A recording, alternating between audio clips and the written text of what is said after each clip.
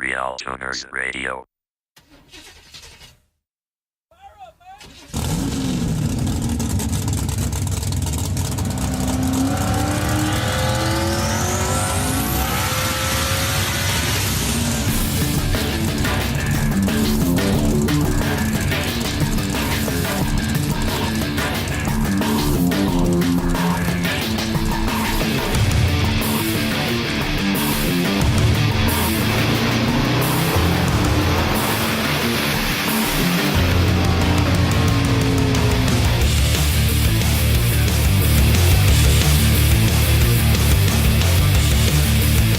Are you interested in taking a live, in-person class with the guys from RealTuners? We have 2-day courses in dyno shops across the country. Our next class will be in Mount Airy, North Carolina, February 24th and 25th at TIC Performance for a Holly-specific class. We have 5 seats left for this one. Sign up soon. For you Midwest people, we have seats available at our class in Northwest Arkansas, March 10th and 11th at Jerry's Performance in Magazine. Plenty of seats left for this one. It's a good opportunity to make a spring class that still has open seats. Consider traveling if you have to. We also have seats available at our Dallas-Fort Worth class March 24th and 25th. April classes, we will have GM HP Tuners Gen 3 and 4 specific 2-day class at Shore Tuning in Danville, Kentucky on the 7th and 8th of April, and advanced standalone tuning on the 28th and 29th, also at Shore Tuning. April 21st classes at 417 Motorsports are sold out. May 12th and 13th will be in Detroit, Michigan. May 26th and 27th will be in Milwaukee, Wisconsin. June 9th and 10th is another Holly-specific class at 417 Motorsports in Springfield, Missouri. Register for all of these at RealTuners.com. Click on RealTuners Live Classes. If you'd like to bring 2 or more people, talk to us about group discounts. For more info or to make a reservation, go to RealTuners.com or message us at RealTuners LLC on Facebook.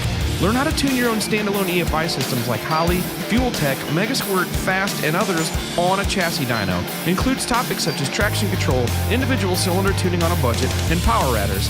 All designed to help you get your project running successfully in a course taught by people who actually do this stuff for a living. RealTuners Radio, episode 34. Tonight's guest, Dan Parker, shop teacher, drag racer, land speed record holder, RealTuners listener, and the guy with the goal of being the quickest and fastest blind racer on the planet. Keeping you entertained is our usual panel of hosts, including Chris Delgado from ProSpeed, John Bewley from Little John's Motorsports, Tom Sewell from Fuel Injector Development, James Short from Shore Tuning, Doug and Andy Cook from Motion Raceworks, Mark Dahlquist from Throttles Performance, Bill Fowler from Bear Brakes, Scott Evans with Evans Tuning, and Ry Klemp from Bull City Speed. My name is Scott Clark, and I'm tuning this podcast. Welcome to RealTuners Radio, episode 34. Good evening. How's everybody doing? It is February 7th, episode number 34, RealTuners Radio. Good to have you guys all listening. It's another cold winter night up here in southwest Iowa. Tonight, have a number of guys. Some of our usual panel are out because they're busy doing work. That's fine. But I'll just give you the quick rundown. I got, I see Chris Delgado just logged in. Got Mark Dahlquist from Throttles. I got James Short from Shore Tuning logged in. Scott Evans from Helix Tuning is here. Little John from Little John's Motorsports Solutions. John Bewley is here. Sorry about that. Got a new guy tonight. He's actually been on a few times, but he hasn't really spoken much. But Garrett Jacobson, Tuned by Garrett, TBG. That's how you find him on Facebook. But he is also in charge of the auto tech program at Northern Iowa Area Community College, which is actually a really huge community college with a really nice automotive program. They got a dyno, and all kinds of cool stuff up there. But anyway, good to have those guys on board. And also our special guest tonight, who's with us right now, Mr. Dan Parker. Can you hear us, guys? Yeah, I'm good. Yep. Yeah, right on. Yep. Everybody's there. Yep. Here. Everybody's just kind of quiet, chilling out tonight. Pretty easy going. So Ry is out, obviously. He's hoarse. He said his kids, his family was a bunch of walking petri dishes, and he can't hardly talk. So I covered for him tonight. I made the big long intro. You have the bird flu. Yeah, right. So what all, usually we talk about news stuff that's gone on in the last week. The first thing that comes to mind for me is the SpaceX launch of that Falcon Heavy rocket, 27 engines. Tesla car inside. God, I got to meet their tuners. Yeah, with a car. They launched a freaking golf cart. They needed some payload weight. Now, they needed some attention off their performance as an automaker. I wonder if that's actually the fastest car ever now. I would have to be. Yeah, you would think so. Well, I mean, it was only doing 22,000 kilometers per hour when they turned the second stage on. Right. Could you imagine all the on the internet they could have got from that? Sorry, say that again, Doug. That's how fast they go at SGMP when cars lift off. Right. I was saying, could you imagine all the vibrational test data they could have got? Like, our car is the only car that can handle, 35,000 Gs of vibrational intensity. Right. There was so I gave a class last weekend in Melbourne, Palm Bay, Florida area at Trick Pro Motorsports, which ended up being super cool. One of the guys that attended that class works for NASA as a what did he say his title was? A ground data acquisition. So like they capture like on the order of hundreds of thousands of channels of data, or PIDs, if you would, and deal with it only until the thing is basically right after liftoff. They turn it over to someone else. But on the ground, his job is to one of the team that captures and reports on and monitors all the data that's coming in. So the guy invited me, his name was Curtis, and he invited me to stick around an extra couple days and go watch the launch from Merritt Island. And I had to come back. I had a commitment. I know, right? I didn't feel too bad. I have attended the first night launch of a space shuttle. It's either late 91 or early spring of 92. That there was the first nighttime launch of a space shuttle, and I was there for that, like on site, and that was pretty awesome. So I've at least seen a pretty cool launch up close, but I had to miss this one anyway. And honestly, their live coverage on Facebook was killer. I don't know if you saw it or not. Now, did they leave the car in space? Well, I thought somebody said on the internet. Yeah, they've actually punched it out of Earth orbit, and it's headed on an orbit that'll put it around Mars. It'll wrap around the back of Mars. Then around the other side of it's like a sun to Mars orbit. Oh, wow. That's amazing. They watching the live feed of it, they said they called it a heliocentric, and they said that the car could be in orbit and traveling for over 1 billion years. Yeah. Or hundreds of millions. That's crazy. Yeah. The way the orbit works out, it's not going to hit anything for like forever. You probably got guys from NASA listening that are going to call in. Message me on Facebook if we're complete idiots or you have better info. I know we also got some other friends of mine. I got some friends that work at SpaceX. I need to get in touch with them and see how that's gone. I know they've been busy on the rocketry stuff.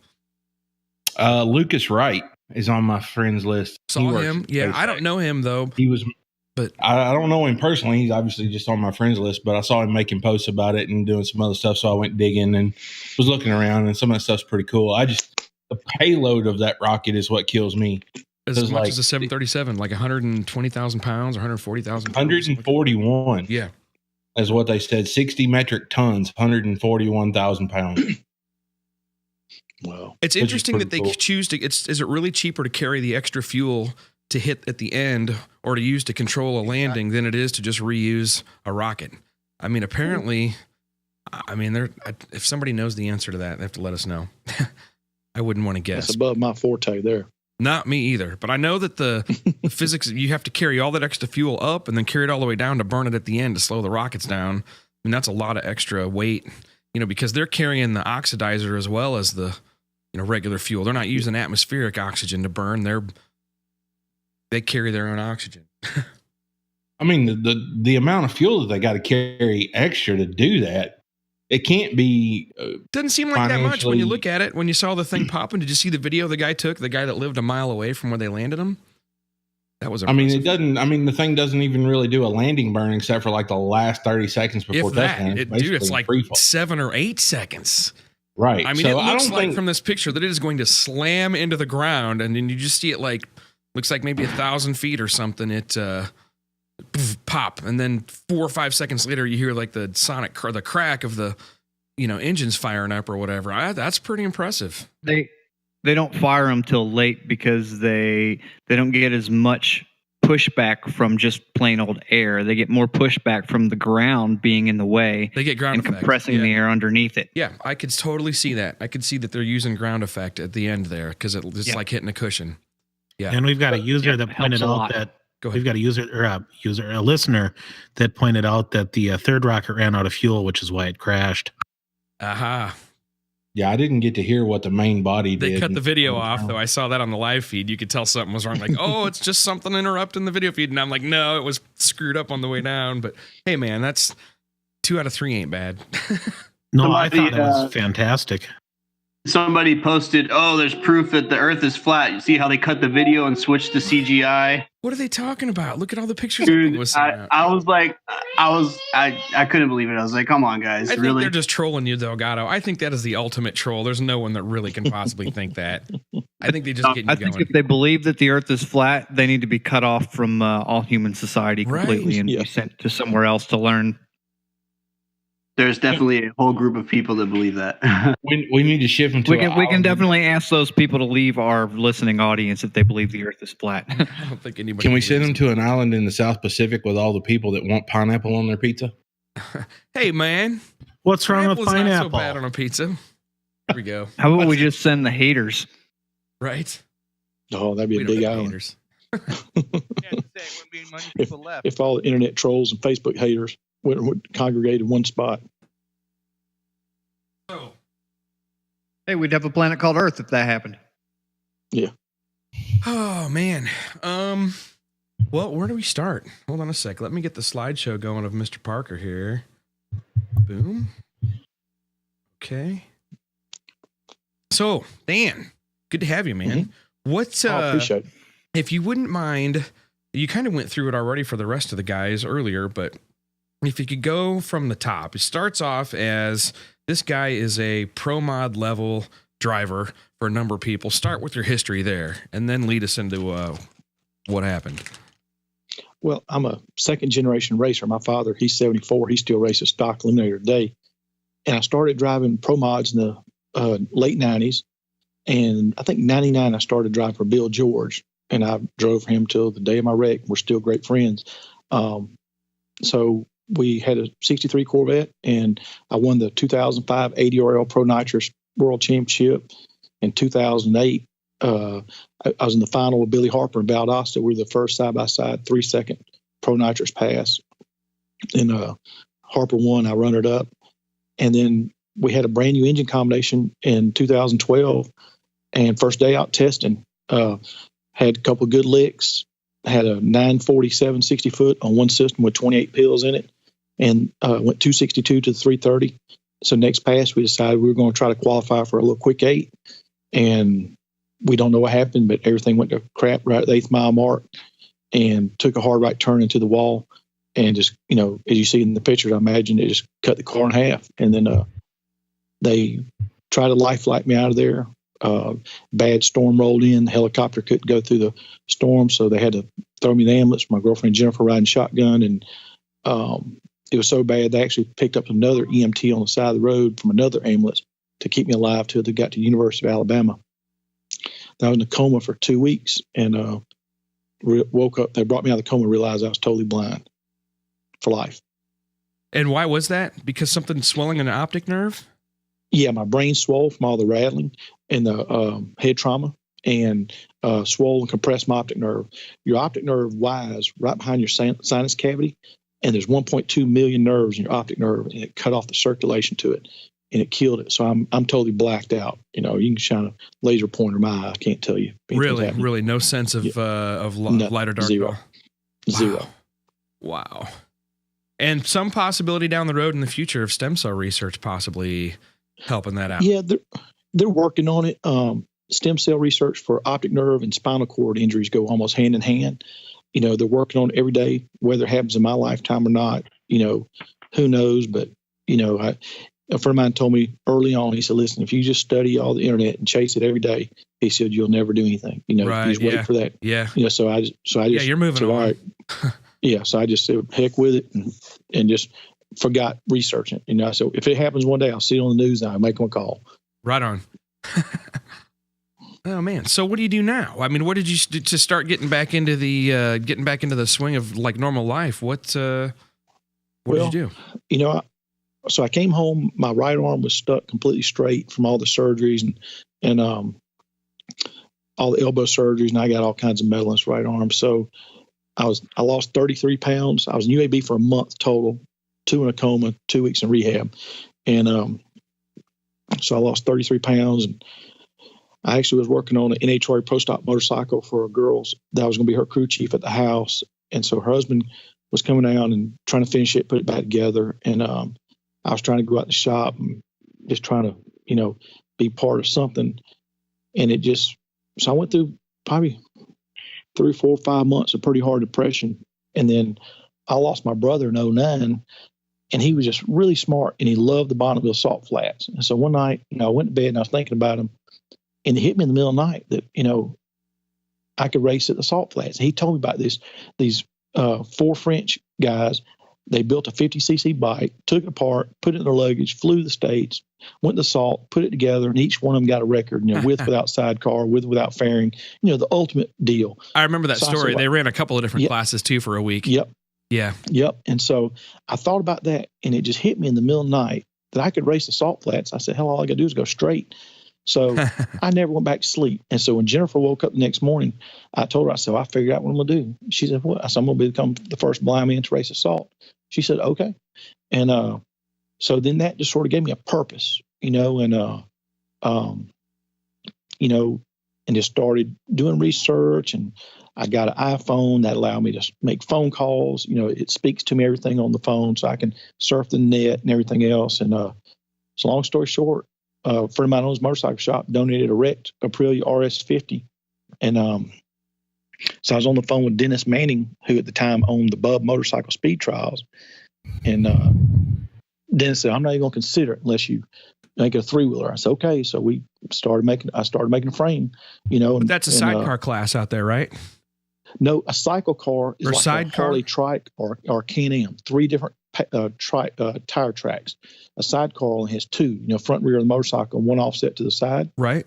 A cycle car has 3 distinct tire tracks. So the Can-Ams, Harley trikes. Understood. Following that. And which one were you running? I ran my records in the 51 to 85 cc 2-stroke single cylinder cycle car. Cycle car. Got it. Okay, cool. Yep. And so I started building that bike, and I told myself, you know, if I could have it finished in 3 or 4 years, you know, that'd be cool. Because, you know, here I am, barely keep my roof over my head, and that's only because of just kindness of, you know, people doing fundraisers for me. And, you know, here I'm trying to build a motorcycle. But so people just started donating parts and, you know, time and just everything. And it was finished in 2013. I had the motorcycle about 75% finished before I even had permission I could race it. And so we went to the salt the first year, 2013. I became the first blind man to race a salt. Then I returned in 14 and set my FIM class record. So I actually have a true class record at salt with no exemptions for blindness, you know, 100% blind with no human assistance also. Dang. So how are you driving? You're out there on the salt flats. I get that you can, clutch in my left hand, throttle in the right, gear shift in the bottom left.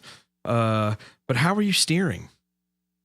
I got a friend of mine, Patrick Johnson. He used to own part of MFI Electronics, one of the first, you know, alcohol-specific electronic fuel injection. You know, this was, you know, 10 years ago. Him and Alan Dudley designed and built. And so he's an engineer at Boeing Phantom Works.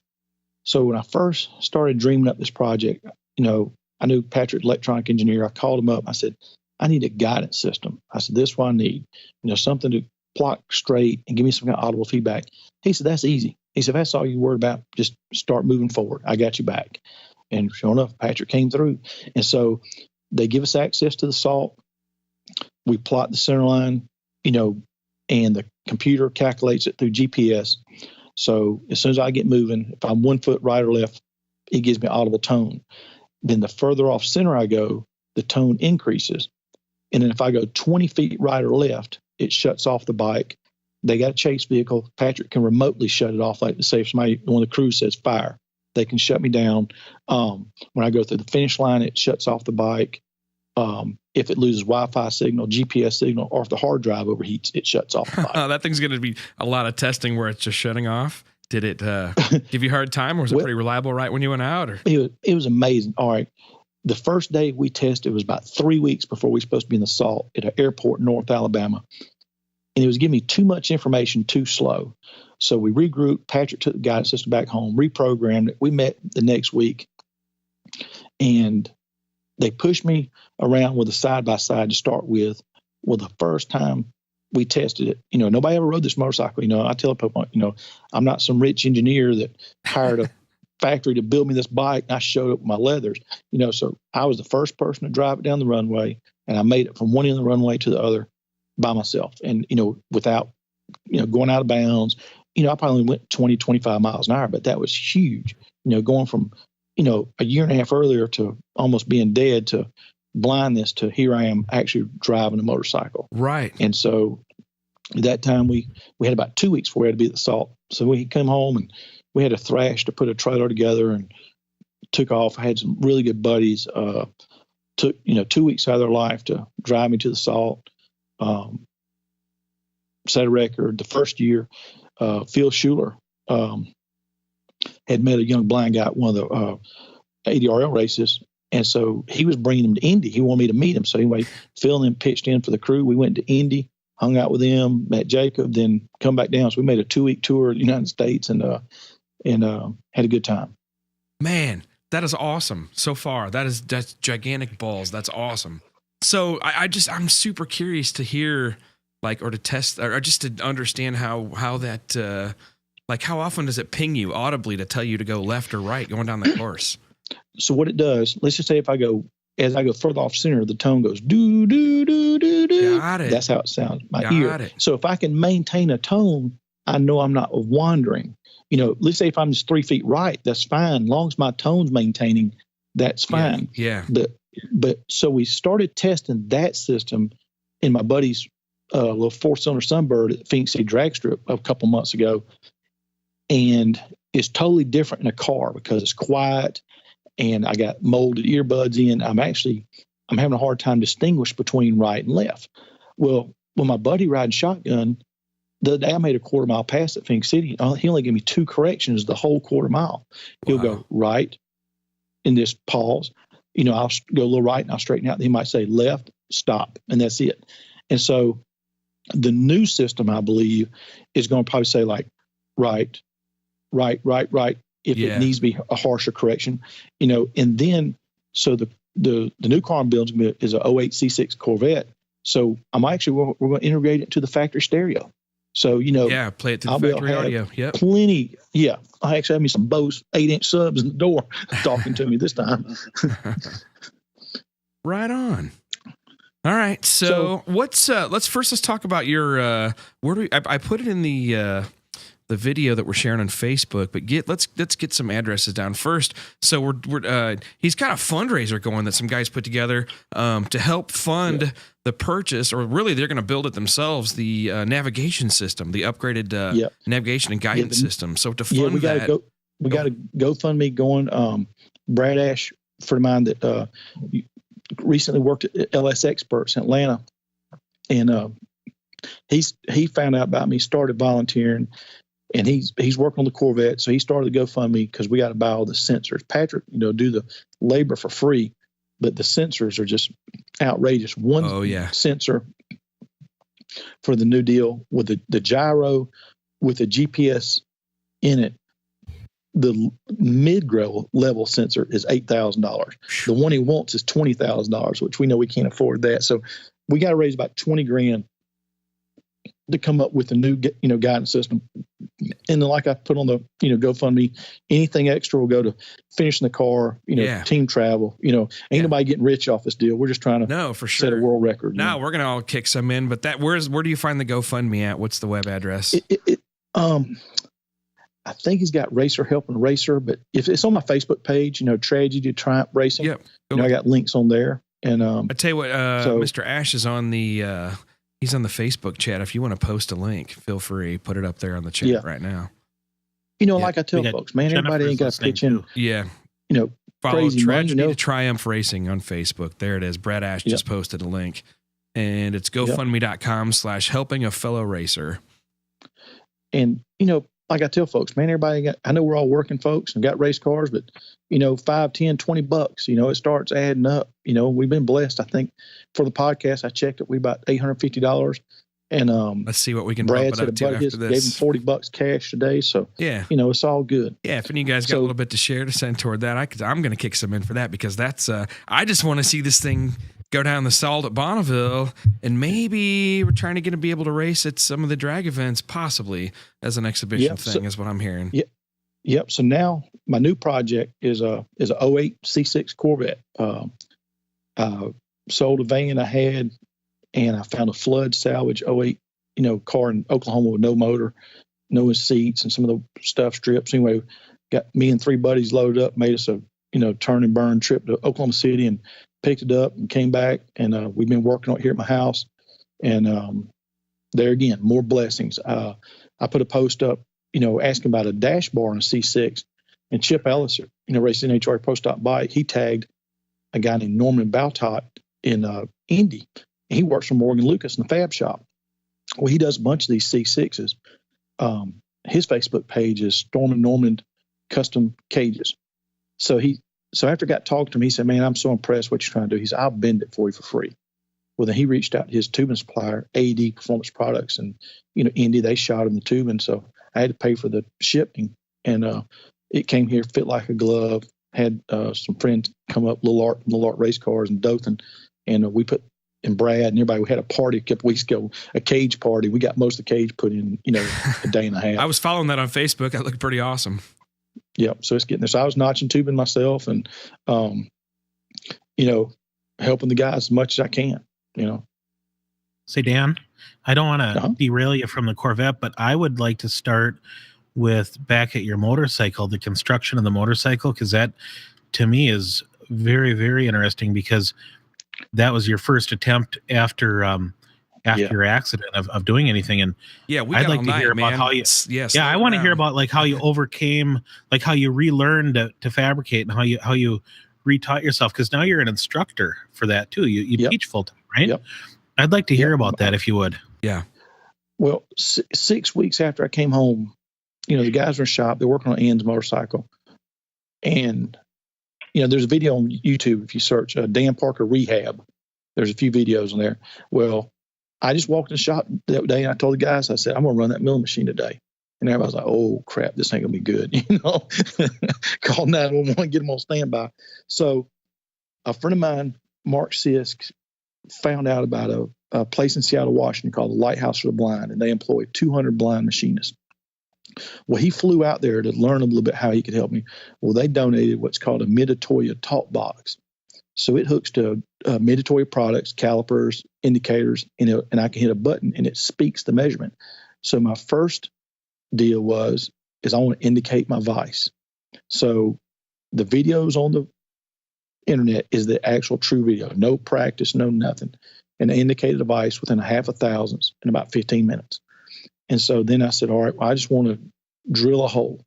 And so I machined a couple of edges and did that. So some of the techniques I've learned is, your XY axis on a mill is 200 thousandths per revolution. So basically we drilled pop rivet holes every 25 thousandths. So that gives me what, blind terms called bump dots. So let's say if I got to move 625 thousandths and my dial's at 12 o'clock, I count 3 revolutions, then plus 1 dot. That's 625 thousandths. And, I know my knee is 100 thousandths. So, I just break that up in quarters. If I need to raise the knee up 25 thousandths, just a quarter turn, then like on the bump dots, if I want to go, 7/16, 437, be 2 revolutions, 1 bump dot, and then I go halfway in between, that bump dot and the next one. That'd be roughly, 37. So it's just alternative techniques that you have to think about, then plus you have to constantly stop the machine and feel where you're at, make sure you're not fixing to run an end mill into a vise or, something like that. And I've had a few, uh-ohs here and there, but nothing major. The biggest one, I was making the plates to mount the rear bearings on the motorcycle by myself out there one day. I was trying to cut about a 2-inch hole and some 3/8 plate, hole saw jammed and snapped it off, but nothing as it, but that's just machining sometimes. But so I had my motorcycle frame jig. I was actually building pro mod motorcycles for Star Racing in Americas, and I built 3 of the they were called drag baggers for Matt Smith and the Sheik of Qatar. Owned them. So my frame jig's sitting there, and I got my steering neck angle, and I got rear housing jigs. So all the money I spent on that bike was the first day I went to. Jennifer took me to Home Depot. We bought $20 worth of wood, and I started machining it to bolt to my jigs. And I still have it sitting in my toolbox as a reminder. And I cut 3 1 1/4 slots and 2 of them, and that gave me the layout for my bottom tubes on my motorcycle. And then it just sort of went from there, to just a bunch of blessings and friends pitching in time, That's awesome. So much that is over my head because I'm not a machinist. But So you were working on the bike and everything, and at the same time you were working on the bike. You still didn't know if you were going to be able to race it, correct? Oh yeah, no. I had the bike 75% finished before I even had permission to race it. I'm hard headed, and that gave me a purpose in life. Whether I was, I just told myself, I had faith. One day it was going to happen. I just had to figure it out. I crossed that bridge when I got there. And I was constantly in touch with, Dennis and Delving from the motorcycle speed trials. And they told me, they said, listen, if you weren't already a racer, with your background and your understanding of the danger, we wouldn't even consider it, And then, so like Drew Gatewood, the tech official, every week I would send him pictures and update him, and he would make changes, or tell me what I need to do, because I couldn't read the rule book. And so, one of the things that we did, we had the guidance system mounted on the back, a little offset from the rear chain. He said, I would really feel a lot better if you'd make an extra chain guard to make sure it couldn't hit that guidance system and knock it out. No problem. We did it, because, we went, like I tell folks, I'm not trying to buck the rules. I just want to, whatever I got to do to fit in, we're going to go above and beyond, and so it just started, Tom, Kundert from Mickey Thompson was the first person to donate some material. He gave me 3 front tires, off Pro Stock motorcycles. All 3 of my tires are Mickey Thompson front runners off Pro Stock bikes, and it just a blessing, how everything just started rolling in, and then it just took shape. It was amazing. Every day is an Easter egg hunt. Easter egg hunt. Every day is Easter egg hunt, buddy. I tell folks, if you ain't got any patience, I don't recommend going blind. For those just joining, we're talking to Dan Parker. He is a blind machinist and racer. It's a long. You can listen back and scroll back if you need to hear the intro story, but it's pretty impressive. Talking about how he's building his projects without the use of his eyes. I'm just blown away. That's awesome. And one thing during all that, when I was building the bike, blindness was just one of my injuries. I got a compressed vertebrae in my back, a chip in my neck. I had broke ribs. This right arm was just totally jacked up. When I first started running the mill machine, I couldn't squeeze and bust an egg with my right hand. It was stuck straight. The elbow was stuck straight for 6 months. And so, here I am I'm in pain all day, every day, which I still am today, but, nothing like I used to be. Broke tailbone, so it was literally a pain in the ass to sit down somewhere. Right. Jacked up ankle, skin graft donor site off one of my legs. I got a big hole in my armpit where parts of the car came up in there and just tried to rip my arm off. So not only am I trying to, overcome blindness, I got a lot of physical injuries. I'd have to go to hand therapy about twice a week, back therapy about twice a week. And generally, Jennifer had to take me to UA bars, go on the back. Huh. Mark, are we going according to schedule now? I think everybody tapped out on us. Oh, yeah. I think my thing disconnected. Hold on. Yeah. Oh, it might just be you and me talking. I'm going to restart them, but that's okay. You can hear me. We can still chat. Okay.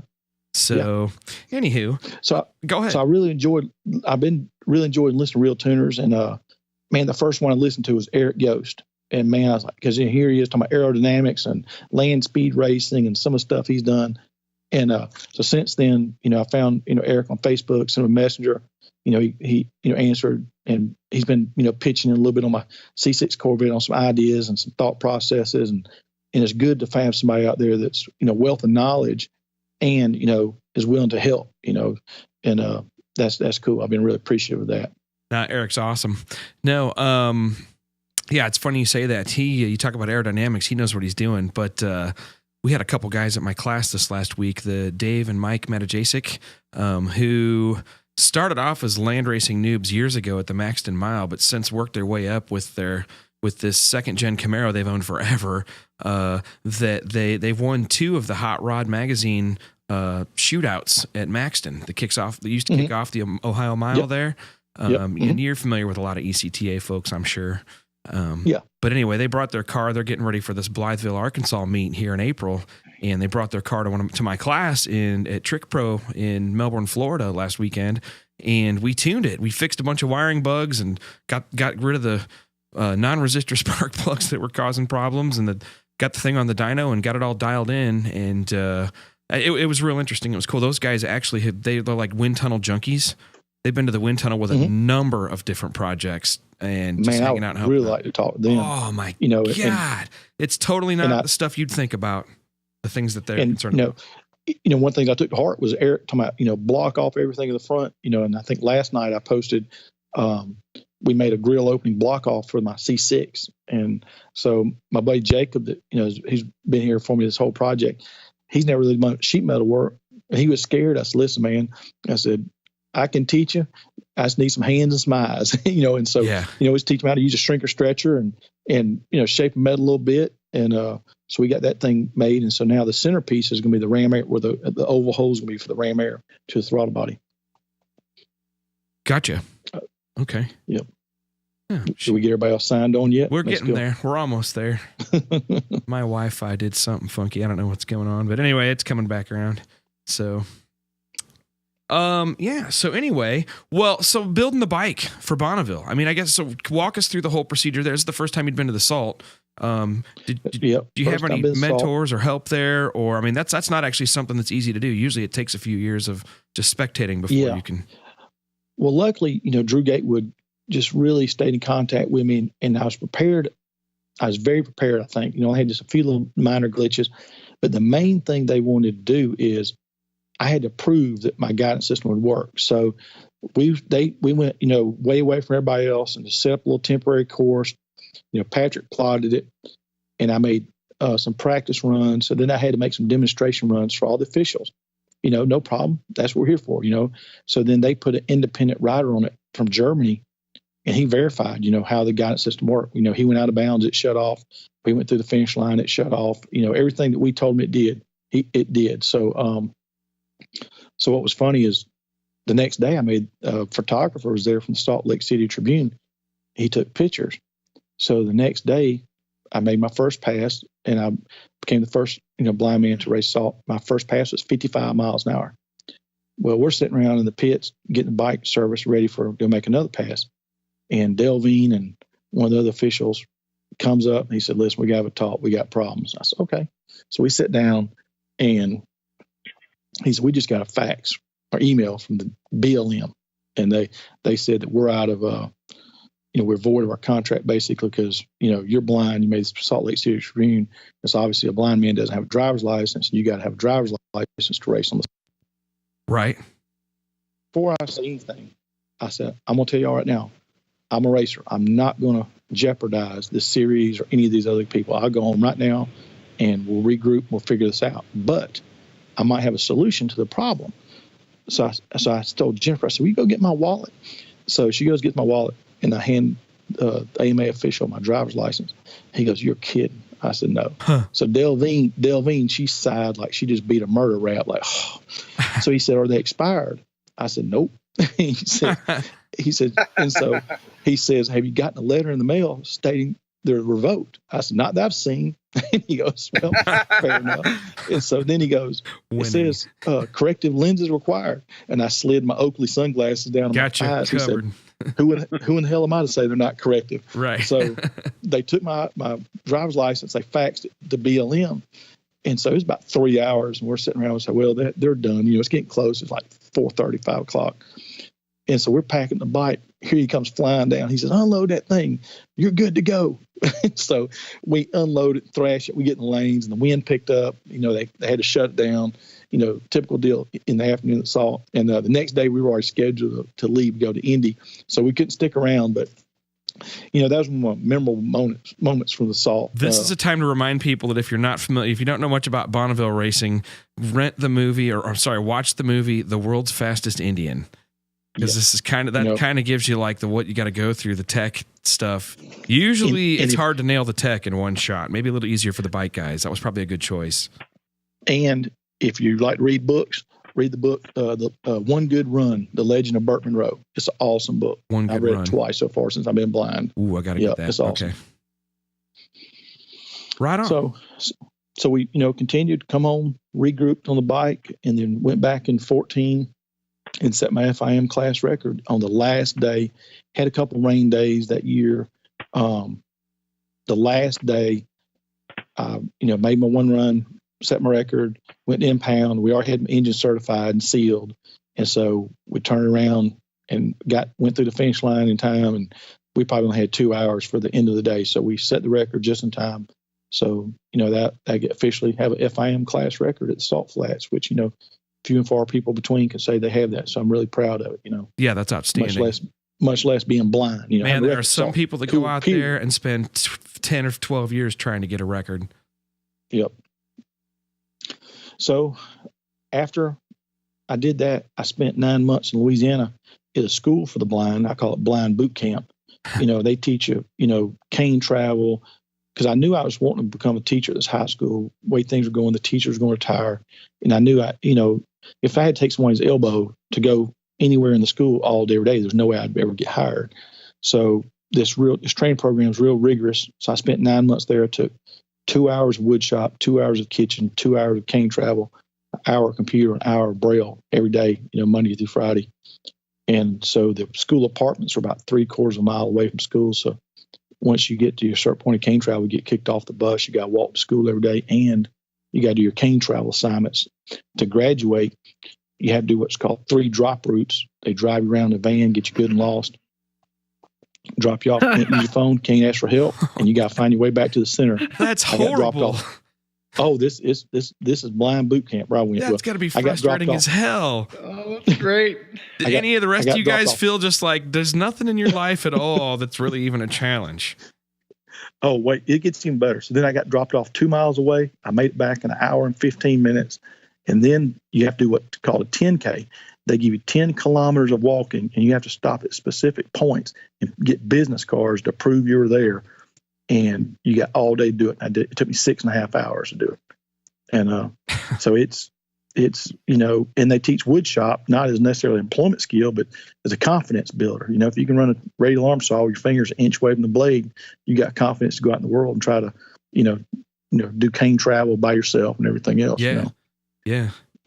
So now I work part-time as a parapro. I can find a bolt when it gets lost. I don't know if I could find 2 miles away blind. Yeah.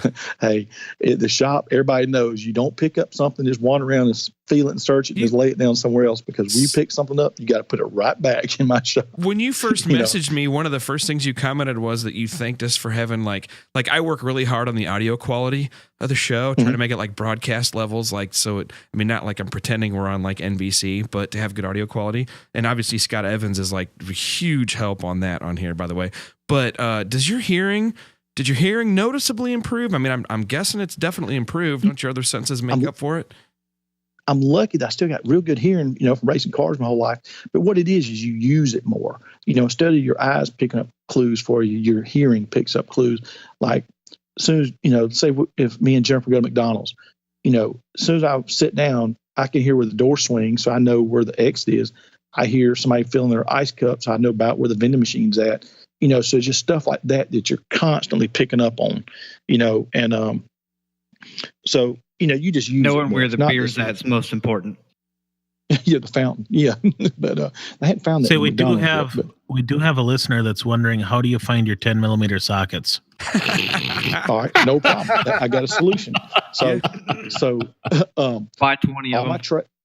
Yeah, that's right. Just toss them up there. I got my trays in my toolbox. By myself, my sheet metal brake and stomp shear, I smash riveted dividers. So it's got dividers going from left to right. So the far left one is 6 and 7 millimeters, 8, 9, 10s, etc. Well, then I have a piece of metal that lays on top of it. And then on the 8, slot, I got a bolt going through it. It's got an 8 millimeter head. Same for the 10. Then I got a 1/4 inch for 11 millimeter, 1/4 inch and 11 millimeters within 2 thou of each other. Then I got one for, I think, 13, 18, 19, etc. So I can stick a wrench on there, make sure it verifies that, then put it in that slot, and I know what it is. Same for my standards. Yep. It's all organization, adaptive technology. Now, if you lose a 10 millimeter, anybody else just feel like a total loser. Again, this is great, man. Your determination is outstanding. Yeah, I quite literally have maybe 10 millimeter wrenches and double that in sockets, and I can never find a single one of them. Yeah. Or 7 millimeter for late model GM, 10 and 7s. Yeah. Exactly. And so, everything has to be organized, and, I got my tubing rack, and, I can pull tubing off the rack, and, I cut up my porta band, and, I might put it in the lathe and face it, but I got a tubing notcher, and I got a jig set up on my tubing notcher. I got a Bailey, bench top style hole saw notcher now, because I used to have a end mill notcher from the chest shop. I had to sell it. I actually saw the Bailey. I saw the Bailey in one of your photos. Do you like that tubing notcher? Man, yeah, it's cool for the money. Heck yeah. And so what I do is I got a jig that I made that slides on the table, and it's got a tubing that's horizontal, the exact same plane as the notcher. So let's say I was building another car, Lakester, and let's say if I want to make 10 vertical uprights, I would measure from the inside of the hole saw to the face of my tube. I would do one hole saw one end, then measure it, lock that jig down. Then I can just slide my tubes up against that jig and keep the rotation. That keeps my rotation in time with the same plane. Hole saw, I got 10 tubes identical. You couldn't do that on a like a end mill style notcher and have the repeatability that does. But it's just little things like that you have to stop and think about how to do. Check it out on the Facebook comments. I'm putting up repeatedly the GoFundMe link here to help. I want to help buy this guy a better navigation system. I've been told that this navigation system may just get the approval to make passes at a drag strip to break a record there, but at the very least will have big time improve what you're going to be doing on the salt flats, which they're letting you do. They're working with you. So drag race guys, let us try this out. If nothing else, we always talk about going and hitting up Google or Volvo. And if you could. If you could just program a course like they do with farming industry, and they just program their machines once, and then you just go, you could program going down the track, and it would do all the corrections for you. Differential GPS, awesome. But I wouldn't want to race that way. He wants to drive it. Yeah, he wants the opportunity. I want to drive. I'm a junkie like everybody else. And I will be making passes one way or the other. Phoenix City drag strip. 10 miles in the house. Well, my mom was 8 months. You wouldn't use it to drive. You'd use it to keep you from extreme corrections. You would use it so that it would keep you within the boundaries. Yeah, something that's just like the extra guy just watching over your shoulder, Yeah. Mm-hmm. I gotta ask, how did it feel the first time you actually drove and went down and did something, in your current condition? I want to tell you the truth. I cried like a baby, man. It was so emotional. To going from, beating death and cheating death to, surviving to, actually going back to racing it's just pure overwhelming, especially in such a short time frame that I did it in, year and a half. And there's a video, if you search Dan Parker rehab, maybe testing, there's a video of the first time I went down the airport on the bike. And that's the true first time under power, Jennifer's, hollering, my crew's hollering. How fast were you going? Just taking it easy that first pass? I think about 187. No, about 25 miles an hour. Good. Even then, only about like 45. Jeez. 25 probably felt like 100. Yeah, and I was zigzagging. I probably would have got a DUI if I got pulled over, but it was all good. It didn't cut off the bike, so it was all good. Oh, Sean Dickens. Scott has most of my money now, but I'll be donating to this incredibly driven man. We'll keep posting. But I was lucky. I've had students at school. One time a student asked me, said, "Are you mad at God for what happened?" I said, "No, I'm not mad. He gave me 20 good years of racing. I had a bad day at the office. That's all it is. You know, I accept responsibility. I have nobody to blame. Nobody. You know, I've never had a pity party because, you know, I signed up as a racer. What the risk was, you know, and the same thing could happen to any of us. We don't want to talk about it. I tell my students, you know, I accepted the fact I could come home beat up or in a box. You know, I never imagined I'd come home blind. Just never heard of that before. Right. But, you know, here I am. It is what it is, you know. No, I mean, that, you know, it happens. A lot worse things happen to other people. You know what I mean? But I mean, you think of Eric Medlin, you know, Ronnie Davis, you know, Lingfelter. Yeah, you know, people have lost their life. Yeah. Yeah, that's right. You know, just all in racing accidents. And when you see the pictures, I know you're probably scrolling the pictures of the remains of the car. Yeah, I'll put you look at that and you say, no one survived that. There's no way someone survived that. But the only reason I survived is Bill George, my car-owner. You know, we were all about safety. You know, I had, you know, we went above and beyond, like we were talking about, not the minimums. We went above and beyond the minimums, you know, and I had a Hans device and it was adjusted correctly. Not, you know, I got on Turbo Bullet Day, somebody was talking about a Hans device being uncomfortable. I said, if you want it comfortable, get a 59 Cadillac. You know, this is your safety, you know, and it's going to be uncomfortable, but just get used to it. And when I drove for Pat Moosey one time, the steering wheel came off at the 1/4 mile mark in Pennsylvania. So I had a phobia about taking steering wheels off from then on. So I could get in and out of the 63 Vet with my Hans device on, hooked to my helmet, and with the steering wheel on. You know, and, you know, granted, I was 20 pounds lighter than I am now, but I tell folks, you know, it ain't about comfort. It's about safety. You know, that's the only reason I'm here, you know, point blank. You know, if it went for Bill's preparation and the rules are the minimums, not that's what right. Lyle Barnett lectured me in the 20 minutes. I got a chance to talk with him once at a couple Ducks races ago. And that was, he said, listen, those are all the minimums. He's like, I mean, I don't know about you, but you're building the car. You try not to, you know, you don't do the performance minimums, you know? Yeah, that's right. Yeah. You know, and everybody wants to complain about stuff, but I promise you, when you need them, oh Lord, you'd be begging that you went a little above and beyond, you know, when your head's rattling off that funny car cage because you don't have any padding in it when you're flipping. You know, my helmet has 2 cracks in it, one across the forehead and one right down my chin, you know, and how the steering column alone just didn't come in my chest and crush my chest. I don't know. Yeah. You know, but it, I promise you, when you need it, you wish you'd have done above and beyond. Everything you could. Yep. I tell folks, if you got a $10 head, put a $10 helmet on. If you don't think your, you know, head's worth but $20, put a cheap helmet on. If you want to be able to talk and speak the rest of your life, buy you a $600 helmet. Right. Wow. Yeah, tell me about it. That's crazy. I'm looking at the pictures of these cars going by. Man. So you were still in the seat when everything came to a halt there? Yeah. They said I was knocked out and the car was upside down, you know, and they got me out. And so I came to, I don't know at what point, I came to, and Jennifer said I was real combative. You know, I was just fighting. I had a collapsed lung. I couldn't breathe. Oh, yeah. I was just begging them, just let me die. They said, just you know, and, you know, of course I wasn't making sense. I don't know what the hell's going on. And I have no memory at all the day of the wreck today still. Wow. You know, I remember a little the day before, but that's it. You know, they brought me out of the coma. You know, Jennifer told me, you know, where I was and why. I said, well, I hadn't been anywhere in that Corvette. She said, yeah, you have. You know, and then, you know, I asked one of my buddies, I said, can we put a front clip on it? He said, no. No, this a do-over. No, and it's if you look at that crash, this is a super hard hit, about as hard as you can get with the drag strip, right? Yeah, I mean, I don't know if many that have got. I mean, that looks and the batteries up front, so it killed the race pack. I was really wanting the G meter data out of it, you know, because there's no telling how many G's my body went through. But looking at the chassis, I think the answer is all of them, a lot. Yeah, you know, plus, you know.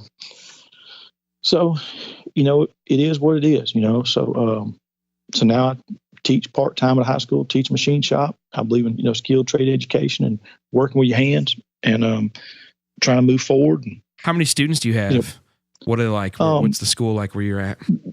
This is the first vocational high school in America. And it's the oldest, obviously the oldest vocational high school in America. I think the first graduating class was in 1936. They trained World War II vets, returning vets. At nighttime, they could take machine shop, welding, or construction. And so I actually teach under the aviation program as a parapro, which is, you know, teacher assistant. Mm-hmm. And that's how they sort of had to get me in the door to help me prove what I can do is real. Sure. And so I'll usually work with 4 or 5 students per period. And right now we got them working on the milling machine, making a 3-inch ruler. They're trying to teach them to understand this relation between fractions, decimals, and the basics of the milling machine. So we cut a piece of 1/8 aluminum, 3 1/4 inches long. We go to one milling machine and we face it to length. And I give them a ±5. And then I go another milling machine. I got that head tilted on a 45. And then we use the corner of the end mill to cut the slots. And so one student will move the axis to go the distance between lines, 1/16, 1/8, etc. And the other student will do the other axis for the length of the lines. And all the lines are different lengths. Just 16ths are shorter, eighths are shorter, and quarter. And I give them that measurement. And so they have to do all the math. And then, so whoever's rulers in the vise does one axis, and then they swap up. And the other students sort of help keep them going and studying the math as it going. And it's going good, And so then we drill a hole in it. I was just going to say, how do you verify their cuts and their measurements? All right. I have plates that a friend of mine CNC'd for me that are bolted to the dials. And that same thing, it's got the points every 25 thousandths. So I keep one hand on one dial and the other hand on the other dial. And so I'm sitting there following it as they go. And and so, if they go too far, if they start going the wrong direction, I just stop it with my hand, and then I can sort of help it. And then, so I have just different ways I can sort of feel where the machine's at. And so what we'll do is we'll go the first inch and we'll stop it and I'll let them look at it and they'll tell me, yes, this looks good. And then that sort of gives them some accountability to it to be able to judge it and tell me, this one I think is a little long or something like that. And then we just keep going from there. And then we drill a hole in it. They got a keychain, something they put on a keychain and souvenir. And they show something they made, made themselves. Crazy. I just chipped into the GoFundMe while you guys were talking. Sorry, that was pretty easy to do. Cool. Appreciate it, man. Yeah, no problem. Man. I do. Well, RealTuners, man, doing all we can. Honestly, if you guys get to the point you need some tech help, I'm usually out on the salt during the events. I'm going to have to just hang out. But heck yeah, man! And I'd volunteer all day long. That's cool. And we have a good time. When I was racing, we took racing serious, and we always had fun because we'd show up at ADRL race, and everybody else in a stack of rigs and semis and 4 motors sitting on the floor and 10 crew members, and here we are with a 36-foot Gold Rush, a dually, and everything crammed in there. We look like gypsies when we opened up that back door, but we had a good time. And like ADRL 2008, first side-by-side, 3-second pass, we went home with the same 8 pistons we came in the gate with. We always really concentrate on chassis, 60-foots, 330s. We never would keep up with them. We was always down 5 or 6 mile an hour, but we could generally 330 them, and then, just go from there. Got it. Yep. Try to race smart, not burn it up just to make a hero pass, So I'm going to rewind because earlier I was the jerk that interrupted you on the Corvette and had you talk about your motorcycle. Mm-hmm. Let's talk about the Corvette now, can we? Yeah. Oh, yeah. So it's an 08 C6 automatic. Brad Ash come down. So I got a family member that donated and bought. We found a complete wrecked car, and so he bought me the remains. So I had a drivetrain. So Brad, I taught him. I said, I need everything transplanted out of one to other. He said, I'll come down one weekend, do that on a day. So him and Ty came down. We had 2 cars on 2 lifts at my buddy's muffler shop. They started about 8:30 in the morning, and they took everything, front cradle, rear cradle, motor, transmission, wiring harness, everything out. By lunch, both cars are stripped. And at 6 o'clock that night, he was hitting the start button. And so we got everything transplanted. And then today got a real big announcement. USA Performance, Dave at USA Performance is going to donate a rotating assembly. Dart donated a block, so we're going to build a 427 LS3 naturally aspirated. Going to Gene Fulton competition. Going to build the engine. Yeah. MB cylinder heads is going to do the heads, and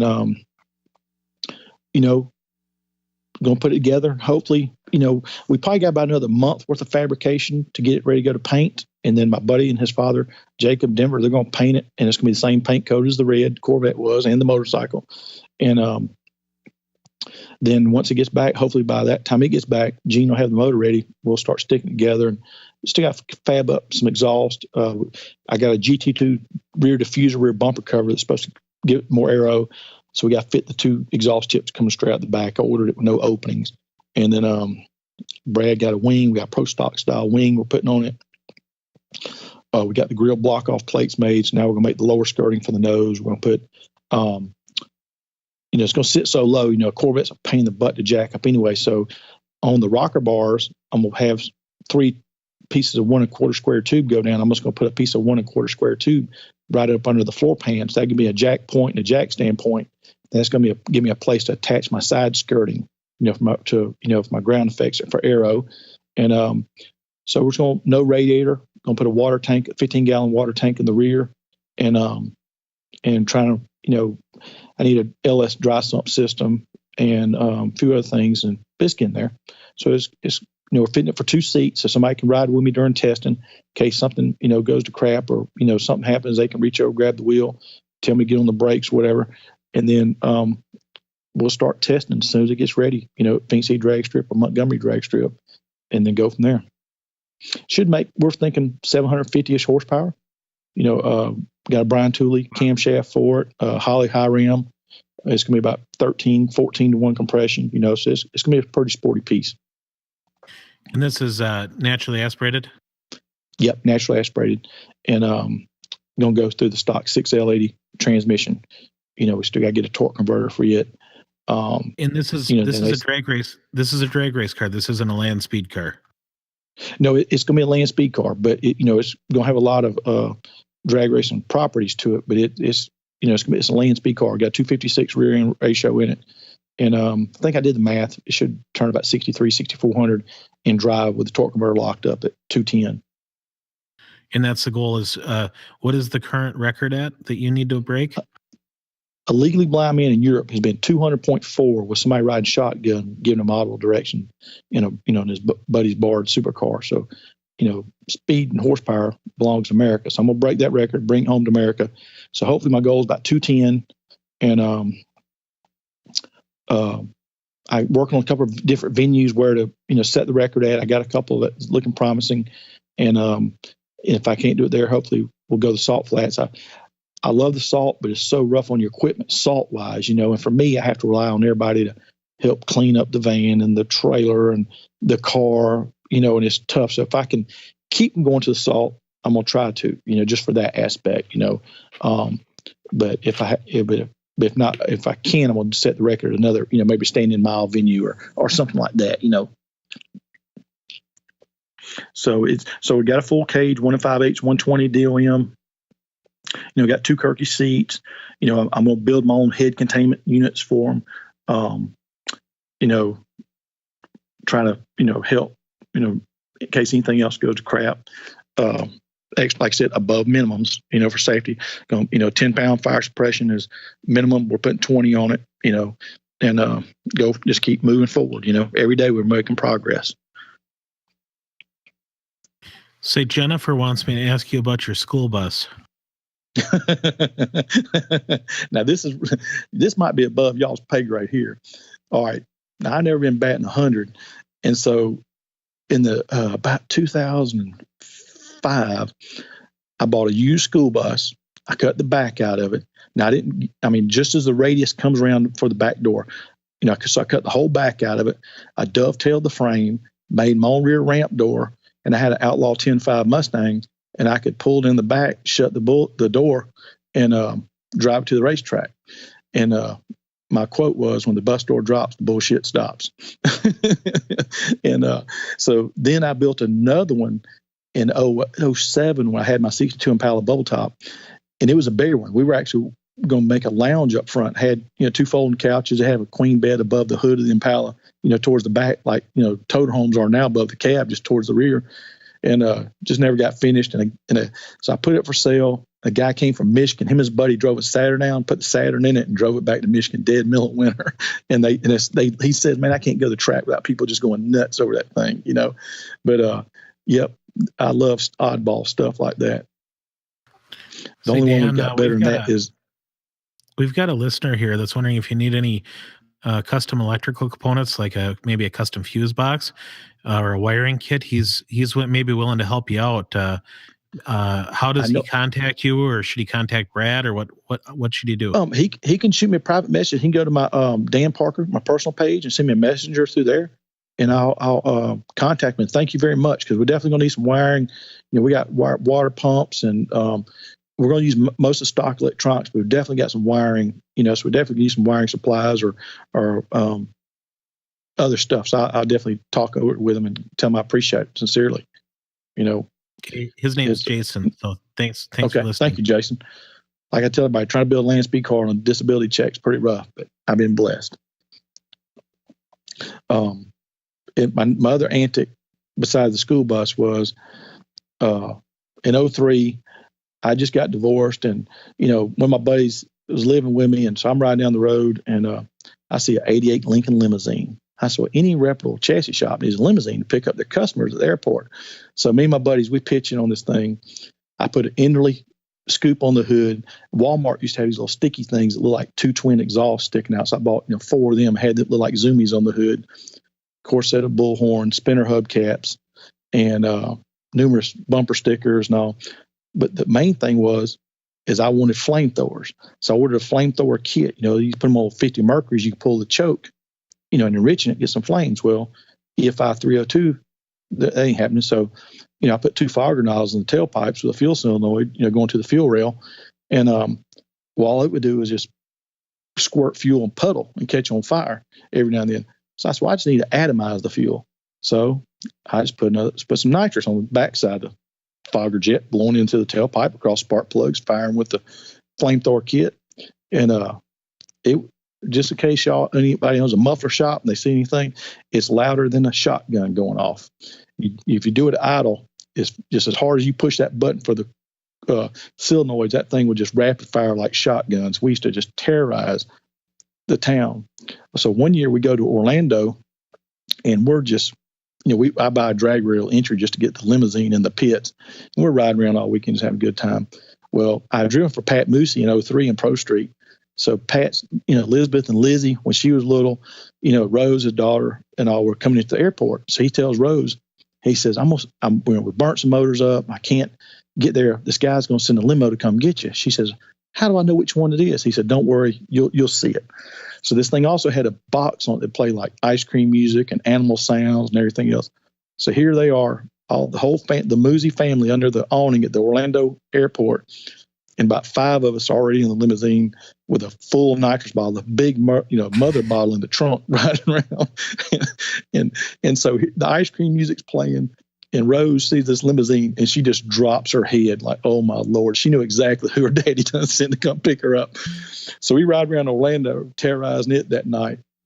Well, the last morning, we're going in the pitch, and right there at the ticket booth, the sheriff, he stops me, and I whisper under my breath. I told the fellas, I said, listen, they're not going to take this crap anymore today. I rolled down the window. He says, see that cop car down there at the corner? I said, yeah. Right there before you take a left past the wall to get in Orlando. He says, she's a rookie. Give it to her when you go by. I looked down and I said, you got it, boss. Rolled up the window. So we go easing down through there playing the old ice cream music. And she was doing some paperwork. And we sounded that thing off right as the back bumper got to her door. And I think she threw everything in the car. She probably had to get checked into the nervous hospital after that one. She about had to come apart sitting inside that cop car. We look in the rearview mirror, and he's laughing and waving his hand and thumbs up and everything else, And, we got on in another day, had another day to play, but he didn't lose his sense of humor. It sounded like that improved as well. Yeah, and then we got it in Race Rock that year too. The meet, everybody did the burnouts and all down there. So it was a good time. So that was the shop car. So we went to Huntsville, pulling a golf cart trailer with a 4-wheeler and a golf cart on it. About 6 deep in this thing. So it's spark knocking the whole way, and it finally gets a head gasket. And so my crew's like, "How are we gonna get home?" I said, "Man, you're a bunch of sissies." I said, if you get stuck on a deserted island, I'm the one you want. So we had this giant deep sea fishing cooler, so I strap it to the roof, a piece of, for future reference, a piece of 3/8 rubber line fits the drain of it perfect. Run down the A-pillar, run it to the radiator, take the bottom seal out of the radiator, and just gravity feed the radiator with water. I told myself, it ain't running hot. It's just we can't keep water in it fast enough. We rode around another 6 months like that. with a cooler strapped to the roof here in town. And so finally we had to just take it up the top of the hill at the junkyard and let them have it. Nobody would pitch in on fixing it. So I just got tired of it. I cut the rear end out of it, 8.8. I put 410s in it. And that's the only thing that saved out of it. But it's always had some fun with stuff between school buses and limousines. Brad wants bumper to the back, to the Pro Stock wing. So it's got a Holly high ram, ground effects he made for the sides, Pro Stock style wing, parachute. And so we go to the drag strip. We're filming for this GoFundMe. The video is about to be on there. Actually, me driving at the drag strip, not the Corvette, but my buddy's Sunbird. And so we're going across the highway here in town. He sticks it up. We're probably going, 100-ish or so. And I said, there's a turn coming up. He goes, how in the heck do you know that? I said, man, I know these roads. I can't see too good, but I'm mental mapping everywhere I go all the time, And so, but it was a cool car, man. That thing's awesome. So he drove it home that weekend, got 26 miles a gallon on 900 horsepower. That's a good street car there. Hell yeah. Somebody's tuner's on point. Yeah. Yep. So, the Corvette's moving forward, and, I'm excited about it, and I've been making passes at Phoenix City here lately, and man, it's cool. There's a couple of videos on the YouTube about it, and Dan Parker Racing, and let's keep moving forward. I can tell everybody, I just got a dream and some faith it'll happen one way or the other. No, right on. Hopefully, we're helping pump up the GoFundMe. Man, I appreciate it. Man, I appreciate it. You mentioned something about a limo off the air that you told us we were supposed to ask about. Yeah, I don't know if I was just telling about the limousine where I could make it backfire louder than shotguns. And that was what you were talking about. Sorry, I stepped away for a second. I missed it. Yeah, and but this thing was just straight ghetto. AutoZone 15-inch spinner hubcaps. Stickers all over it. Racing stickers and everything else. Big Parker chassis emblem on the door. But we had fun. We'd take the shop. All the guys, my buddies would come meet at the shop for lunch. So we take it to lunch every day. There'd be 10 or 12 of us in this limousine every day going somewhere, But we had some good times, and racing's been good to me, and I always, made a lot of good friends through racing. And, I was always the type of person, if I was racing next round, I'd help you fix your car. One time we was at 80RL racing. One guy had to run next round, broke his wheelie bars. I stopped working my car, got my TIG welder out, fixed them, and raced the next race, next round, and that's the way it should be, Yep. To me, egos are in drag racing. That's the cool thing about the salt flats. That's the cool thing about salt flats. Yep. Same thing. I was just going to say, everybody, the guy whose record you're running on, will donate you a set of plug wires to be able to finish your record when his junk is broken.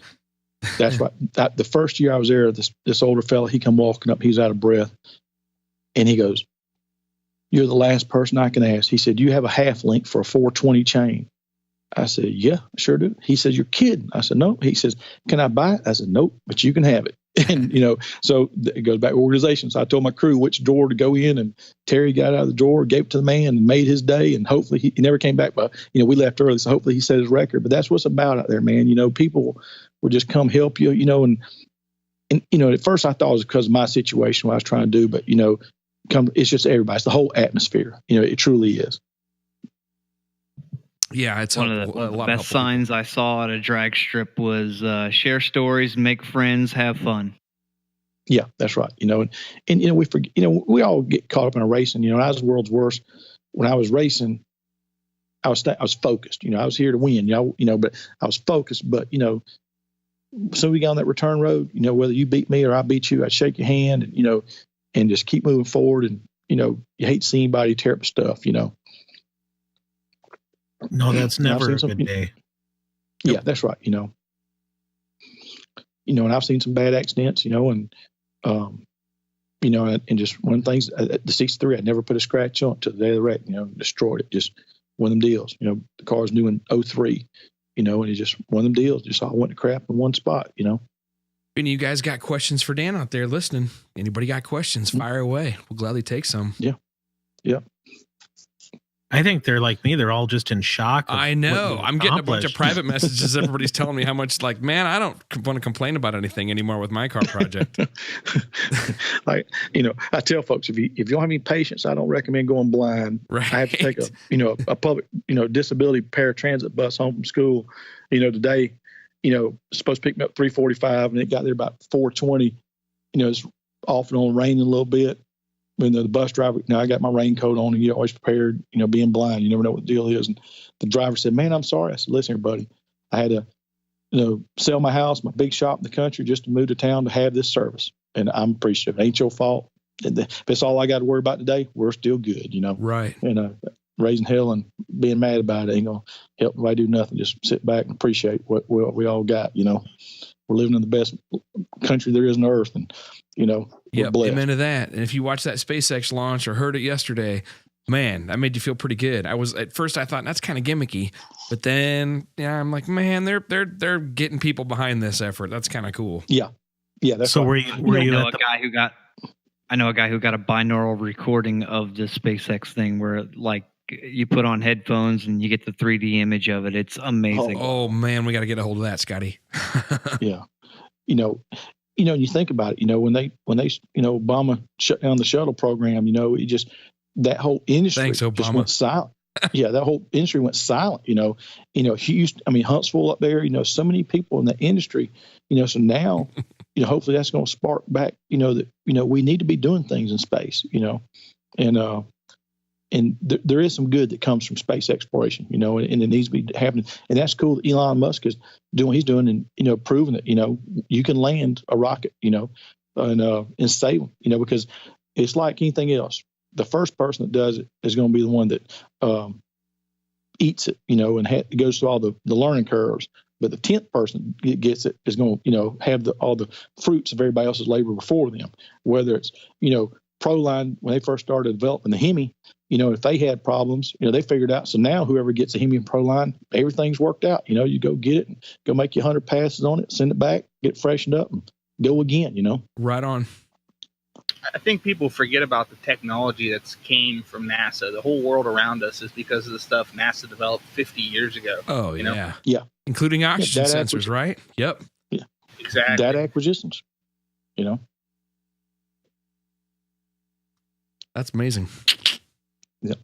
Yeah. Titanium. Look at the SR-71 built in the 60s, full everything titanium, and look at, TIG weld, and they had, basically, well, they developed TIG welding during the SR-71 production.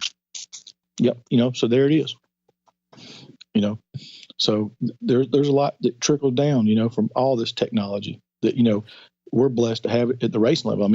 Technology has gone so far in the last 10 years in racing. It's just crazy, between shock technology, the EFI technology, everything, turbos, billet turbos, just, transmissions, just everything is just, of course, the average guy can't, build a competitive car hardly no more, but that the price has gone out of sight, but the technology is amazing, the track prep, there it is. Look at track prep today compared to what it was 10 years ago.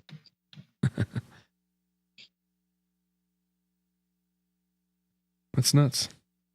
Guys, got other questions for Dan? We got plenty of time. Otherwise, we'll let him go if he gets bored.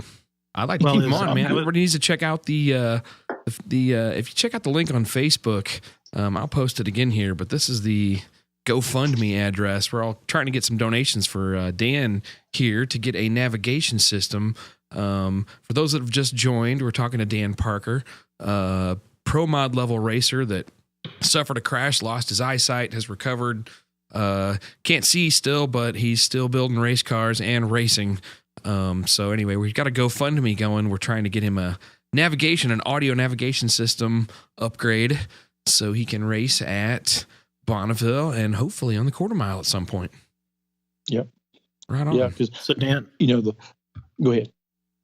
I was just going to say, they keep showing photos of your various race cars and things that you've done. And the red motorcycle I saw is partially sponsored by Star Racing. And you mentioned that you had built Star's chassis back a number of years ago.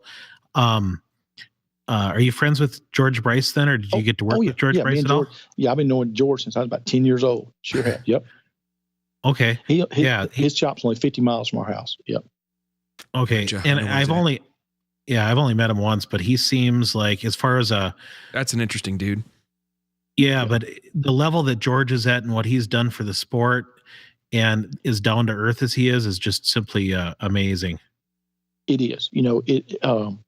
George is a super humble guy, and he's like everybody else. You can talk to him, and like you said, Pro Stock Motorcycle would not be where it's at today for George and Star Racing. They brought, when Pro Stock Motorcycle first came, most people were putting their motorcycles in the back of a van, or something like that. George bought the first cube van, 14-foot Chevrolet box van, and that was a big rig back in the 90s, or late 80s for them. Then you got Big Red as semi, and then just the level that he brought it up, with Angel and Winston and everything else is just, it's been amazing. Then, all the development of the Buell Pro Stock motorcycles and everything they've done there, I think he's got like 73, 75 Wallies in the shop. And, one of my proudest things is, right there in this trophy case was Wallies. He's got a picture that we gave him of me at the Salt. And he keeps it there. People come by and say, man, I saw you motorcycle at George's. So he doesn't just stick it out whenever I come in, he is there and he's proud of it, and, they got a record at the Salt Flats. And George was one of the first people that, came on, and he said, listen, me and Jackie's going to help you, and they gave us a bit of money, and they helped me get some leathers, and, gave some direction, and they were there, and then, and just tell you the type of person George is when I graduated from the blind school the next week, Jennifer, threw me a surprise coming home party. And my buddy, took me out that morning, he kept me busy, occupied. Well, George, drove from Americus to come from my party, and Ian Toker, the editor for Drag Illustrated that lost his leg. He was here, and so it's been cool. It's had a lot of good people in the industry that has believed in me since day one of the wreck. That's been there for me. Pretty typical drag racing stuff too, man. The whole industry just kind of everybody locks together. They do. You got a lot of people. You got some people with some egos, but for the most part, everybody is, man. And like, when Lyle Barnett had his wreck, at the very beginning, everybody was telling me that, he was going to be blind, and, he burned his eyes real bad. He was going to be blind. And so I reached out to, the guy that was McFab, his partner. Anyway, I reached out to him. I said, listen, I hope this doesn't happen, but if it does, I will travel to y'all and I'll teach Lyle how to use an iPhone, and, as much blind skills, I'll be there for him. What I'm saying? Right. And, because when I first went blind, I don't know if y'all know it, there's a blind man in Connecticut, Jay Blake. He owns a top alcohol funny car team, Follow a Dream. Oh yeah. And he reached out to me, and so me and Jay are still buddies today. And, we cut up, and, he's been there for me through tough times and, in good times, and that's what's about, and that I wanted to be that person for Lyle, just because I knew what he would be facing, luckily, by the grace of God, he didn't get to that point, and they was able to, save his eyelids and everything else. And I've never talked to Lyle. Never had Lyle gives a good talk on safety. I got to, when we were crewing, when I was working with Goss last year, Rob Goss's car, they needed something, and Lyle gave me a ride in his golf cart back. They were staged next to us, and he gave us a ride back to our pits in a golf cart to grab a tool or something, and brought it back. And I got to talk with Lyle. He gave me a ride for like 5 minutes, and I just asked him about safety. I'm like, man, if I'm bugging you, let me know. But I'm just all curious about the stuff you went through, because I followed Lyle Strong on Facebook like every day, the updates. It's like, God, how's this guy doing? And so he had his basic lecture was, listen, man, everything in the rule book is the minimums. Just remember that. Yep, he's like, if you build your motor, do you build a 1,300 horse small block with a factory cast crank? Yeah, stuff like that. He's like, there are those people. I know, right? Well, and the people that run the minimums. Put 40 pounds of boost on there are factory cast cranks that are made to do 1,300 horsepower, though. Right. Yeah, but you're right. And that's what it's about. I don't know. Racers' worst thing is they won't spend money on safety or a damn generator. We always have to be parked against that one guy at the track that's got the loudest generator. I'm like, you put that on your side of the trailer. Don't put it on my side of the trailer, because we all know those guys. That's why at big races they enforce the rule where everybody has to have a muffler, and it has to go up into the air instead of being pointing outwards. Like you said, the safety, the minimum's there for a reason. One of the things I learned early, the car we had before the wreck was a Mooney car, a 96 ZR1 style Corvette. Well, if you ever look at a Mooney car, the forward bar of the funny car cage goes straight to the rocker bar. So it's basically two side hoops there. Then it has a 1 5/8 kidney. Well, that was long before Grebeck's wreck, where they instituted a 1 1/4 kidney bar. Right. So here it is. Somebody in the 90s, 80s and 90s, think about safety, put extra protection around that driver on the outside part. And there again, going above the minimum, to take care of his customers and preach safety. And just little things like that you pick up on, that you'll see that you see people skimp stuff, and I'm like, man, and I was the world's worst. I used to do a bunch of testing for grudge cars and everything else, and you go jump in somebody's car, and you might Not give it a once twice. over. Not going to happen to me, man. I can handle this car. Yeah. Yeah, that's right. But there it is. Is when it all goes to crap, we wishing you had done that. Put an extra bar in here or there, or just strap in. One of the things that I hope everybody in this whole thing just takes to heart tonight. What mainly caused all my injuries was the nitrous bottle mount broke, and so it just ripped it loose from the frame, and it was the typical 1 1/8 flat bar style, rolled around, clamped, nitrous bottle bracket, welded to the, vertical, mounted, to the rear frame rails, right in front of the right rear wheel tub, and so if I had to guess, no exaggeration, my car probably experienced 40, 50 G's, during all that wreck. Cause I know, I can't think of his name, the redheaded guy that wrecked a Pro Mod cars years ago. Probably a lot more than that. Yeah, probably more. Yeah, he I know they say he registered like 50 or 60 G's. So, this is realistic. So here you talk about a 15-pound bottle full weighs 30 pounds roughly, 50 G's. Now you're talking about 1,500 pounds of force against some little old, straps. Ugh. And so that mine broke, and that's what beat me up. That's one of the things that beat me up beside the transmission coming to the car. So, now, Bill has went back on some customers' cars and just beefed up the nitrous bottle mounts way above and beyond, because you learn from it. You learn from your mistakes, and, another thing I think we need is like a strap retention device for transmissions inside these Pro Mod cars. Cause you're sitting there just looking at the transmission. Well, as you see in the pictures, my firewall broke, the motor's gone, all separated. So a lot of that crap came up in the car, but if it had some kind of strap retention device to possibly hold to the main inner frame rails, that might have helped, just little things like that, you don't think about until you need it, and, we had a poured seat and, all the foam around the head that, they just came out with, earlier, a year or two before my wreck, and people complain about it, because it's a cost. Like I said, they'll go buy a bigger turbo or whatever, but they won't, spend an extra $500 to keep their head from rattling against that cage, And you look at Force's cars, inside them funny cars, all the cushioning around that whole body and their heads, they learn from Medlin, Yeah, Eric Medlin's crash. And if you watch tire that, shake. That tire shake, if you watch that, that interview with John Medlin on Competition Plus, it's heartbreaking, but just know what he went through, and so, then the titanium head shields around the drivers and, fuel now, so it's tragic. Somebody has to die or get maimed before racers make a change. And so I hope my story goes out there. Somebody goes home tonight and says, man, I'm gonna suck against that quarter 20 bolt holding this 50-pound object of weight in the back of this car. Might go ahead and put the 3/8 in it, and that's what it's about. I try to use my story to spread that, this is your life. This is your livelihood. When you come home, I came home, I lost my eyesight. I lost my job. I lost my business. I lost everything in one day at the drag strip. Right. And so it can happen to anybody else. It's real. The struggle is real, folks.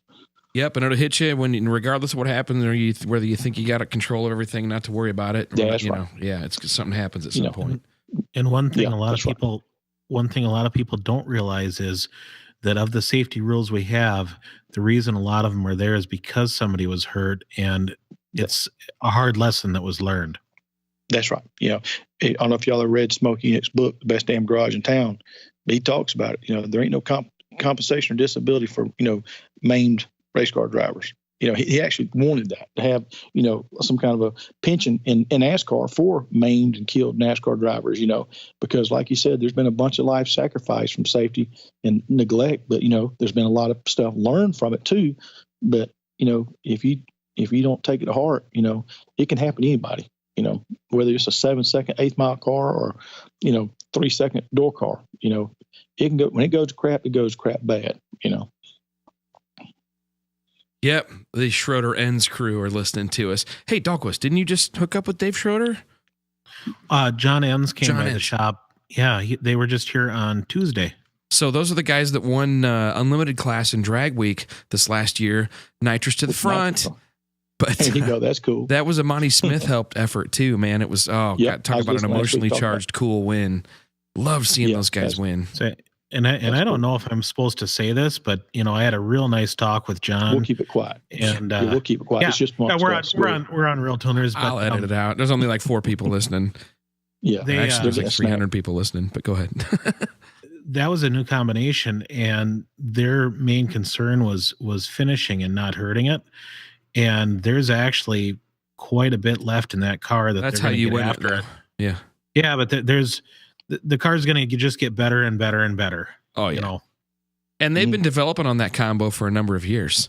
I mean, they brushed the wall 2 years ago, brought it back. I mean, those guys are serious. They're not huge budget. They're pretty simple, down to earth guys. I was pretty impressed. I got to hang out with yeah, Mr. he was Schroeder. really cool to hang out with. Unfortunately, the majority of the time he was here, we spent talking about the flathead Ford I'm working on. So, you know, here's a guy with a 870-inch 4-stage nitrous, you know, Corvette that just it's the fastest street car in the world as far as 1,200-mile trek going. Yeah. And we're talking about my, you know what, 180 horsepower, 160 horsepower flathead that I'm working on. You know, yeah, that was really cool. They're both fuel injected. That's cool.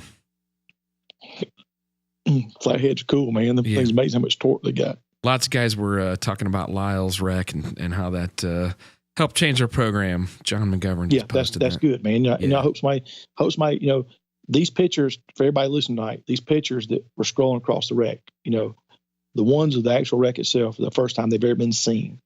And I asked Bill, you know, my coroner, last night. I said, you know, before I shared them with Scott, I said, listen, you know, I want people to take away from this tonight the importance of safety. I said, can I release these pictures? He said, yeah, you know, because it's for the right reason. You know, we didn't do it. You know, Brian Cupp, the photographer that shot those pictures, he kept them private for all these years out of respect for me and what I went through. And so, you know, I asked him just for this reason, because, you know, this opportunity for us to spread safety. You know, here it is, the start of the new racing season. You know, you got time, go over your crap, check all your nuts, wrench and nut it, and, you know, go over it. And that I want people to see, you know, to understand what my body went through and how I was able to live through that because of, you know, good safety implications of what we did, you know, implemented, you know, and, you know, so here, you know, that's the first time we shared those pictures. I'm running the slides of those right now, as a matter of fact. Yeah. You know, just the ones it looks like you went through the concrete barrier. Yeah, I think so. That's what they act like. Yeah. Tonight is a big chunk. Tonight's the first time you've ever shared those? Yeah, those particular ones of the chassis. Yeah. Yeah. Oh, wow. Now, there's some pictures of the car sitting in the grass field that I shared a year ago. My 5-year, you know, March 31st last year was my 5-year mark, and I shared them. You know, I said, listen, you know, I've been hiding behind these pictures for 5 years. I want people to understand, because people are like, well, how do you go blind? You know, all you do is wreck a car, you know, but I want people to see what I went through. So, you know, it's not just that you went blind. That's just what's lasted the longest afterwards. You broke a lot of other stuff too. Yeah, look at that. Yeah, man, I'm jacked up for life, you know, and I quit taking any pain pills the December of 12. You know, I don't take any medicine. Yikes. I just live through pain. I don't sleep hardly, you know, because of pain. You know, I was afraid that I was going to get addicted to it, you know, and I just didn't you say you also have trouble with sleeping because you don't detect any light, so it throws off your sleep schedule? Yep. It's called circadian rhythm disorder for totally blind people that your body does not know it's daylight or dark. I was on some medicine for a year. It's called 924, and it didn't help me. It's supposed to reset your circadian rhythm. You take it every night right before you go to bed, but it didn't help me. So I got off of it, and, between that and, when I get tired, it's weird. Even though I see just total black, I sort of get disoriented a little bit. It's like I tell people, my black is sort of jumping around a little bit in my eyes, Right. And so I have to sit down. I usually take a nap every afternoon about 4:00 just to sort of regroup a little bit. And then, but what's wild is sometimes I still have dreams. I still see in my dreams everything color. And I've had some crazy dreams of a funny car with a Nova body on backwards that thinks he drag strip to, anything else. And so when you have a dream, you open your eyes, you wake up, your dream goes away. Well, there's been times I'll be dreaming. Jennifer will come in and wake me up, and I'll be talking to her, and I'm looking. She can tell by I'm looking. She said, "You're still dreaming, aren't you?" I said, "Yeah." So that vision will still be what I say is in my eyes. It's just my brain, but I'm still seeing visual pictures, even though I'm talking, and then it might take 2 or 3 minutes, and it'll just fade away, and then every time when I sleep deep, when I wake up, I don't know what it is. I see a grid, like just a box, just a whole wall of boxes. And in those boxes is letters. Some are going up and down, left, right, backwards.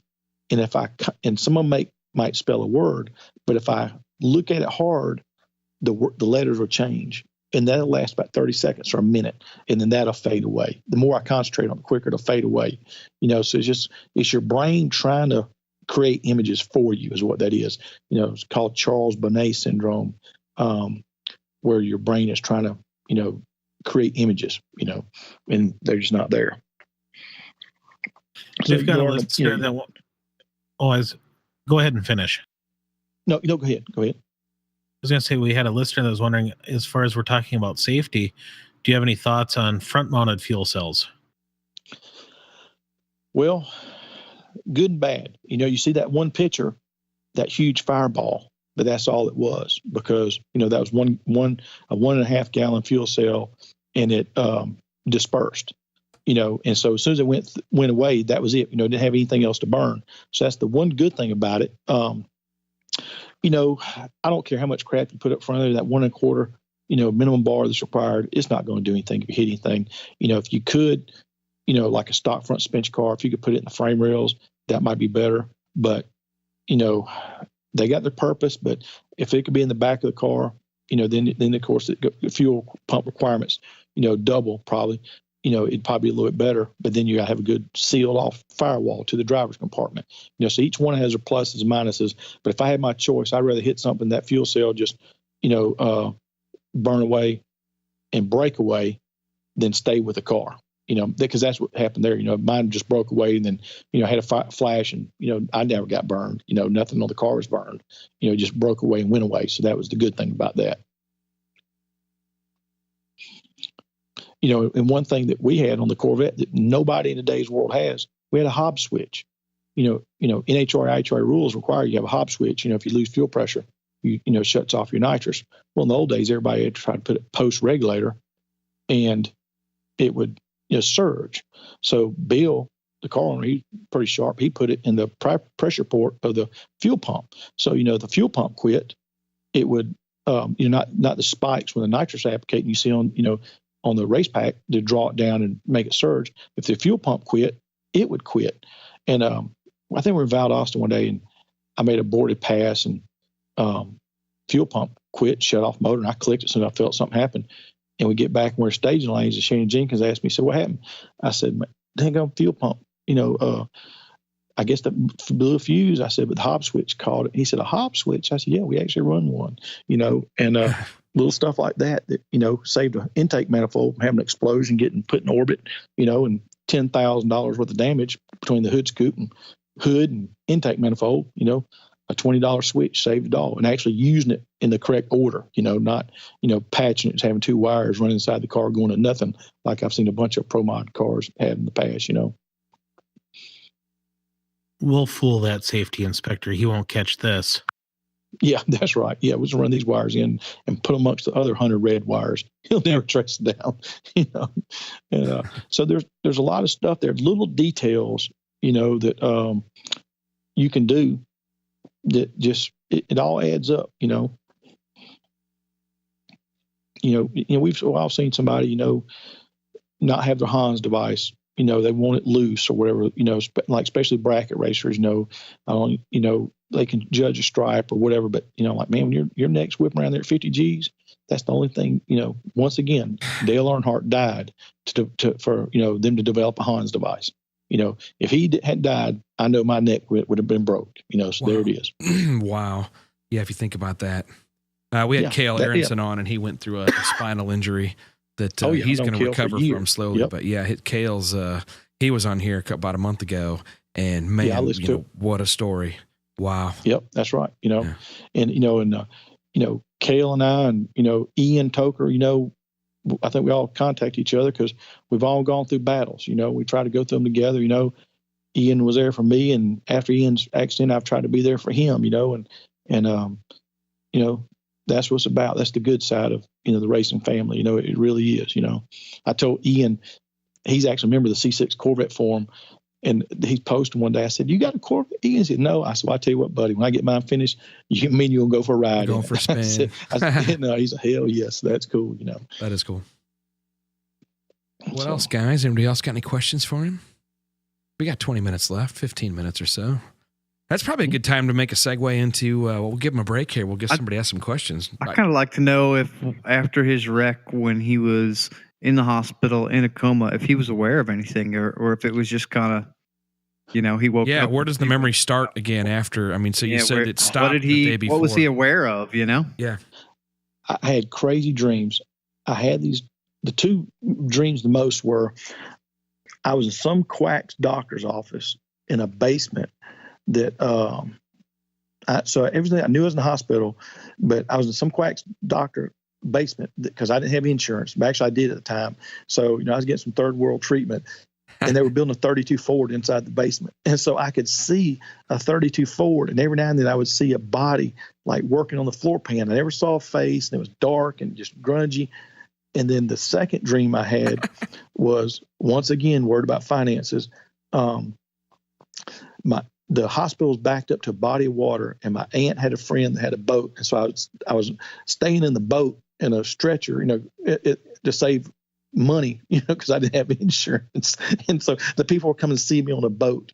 And that's the only two, you know, things I remember. They said one time, you know, every 15 minutes they would sort of wake me up and suck my lungs, you know, keep me having pneumonia, get fluids out of your lungs. And so first they brought me out of the coma. You know, that the heart machine's constantly beeping and everything else. And I told one of my buddies, I said, man, when y'all change that radio station, I'm tired of listening to that song. Oh, you know? I'm sure. I had, you know, no idea, you know. And so they put me to a step down room. And then, so I went to Spain rehab. And so second day, doctor comes in there and he says, he's going over stuff. And, you know, you're blind for life. You're going to have to learn this and this and this. I said, when can I go home? He said, you'll probably be here about another 3 weeks. I said, this was a Monday. I said, I'm going home Friday. And he says, well, you know, there's a lot of stuff you got to learn how to do. I said, listen, I'll go home. I'll bounce off the walls. I'll figure it out. You know, my exact words were, I didn't ruin my life. I'll go home, bounce off the walls, figure it out. You know, and so I said, what's my requirements for you to check me out? He says, you got to be able to brush your teeth. You got to be able to dress yourself. And you got to be able to walk down the hallway. I said, when did this start? He said, nurse will be here tomorrow morning. I said, tell her she better be ready. Now, your ankle was all ganked up, too, and some busted bones, right? I got, you know, huge skin graft side of my right leg, arm stuck straight. I mean, I got stitches just everywhere on this right arm. You know, I told him, I said, so he said, nurse will be here tomorrow morning. I said, tell her she better be ready. So she comes in there. I said, what's first? She said, you got to be able to brush your teeth. So with my left arm, and I'm right-handed because my right arm's stuck straight, I put my toothbrush in my mouth. I squeezed some toothpaste on the toothbrush, sat down, and brushed my teeth. She says, well, I got to give you credit. But this is a little tip. Most blind people just squeeze the toothpaste on their tongue, then brush your teeth. I said, okay, you know. I'll get there. Once again. Yeah. So at least I didn't brush my eyes. Yeah, that's right. And So then I dressed myself, and then they brought me a broom handle. They didn't have a proper cane, so they brought me a broom handle. I walked around just a little bit up and down the hall some, and doctor came in Thursday night, says, I can't argue. You can go on tomorrow. Get out of here. I was telling Jennifer, I said, I'm gonna get a cab. I'm getting out of here. Like I had any way of getting. Did you have people sneaking you food? Yeah. Right. And bring me some McDonald's. Man, I'll tell you what, some sweet tea. Right. And so, the two most emotional things about this whole deal was thinking about Jennifer had to ride shotgun and ambulance for 45 minutes while they're two EMTs about there working on me to keep me alive. And then, so when they realized I was blind, me and her were in the room. And I said, listen, she had just moved in. She used to work for Steve Johnson, Pro Stock Motorcycle Team. Right. She'd been living with me for about three months. We've been dating a little over a year. And I told her, I said, listen, I didn't ruin my life. Don't ruin yours. Try to do the right thing by me. Just go home, get whatever you need out of the house.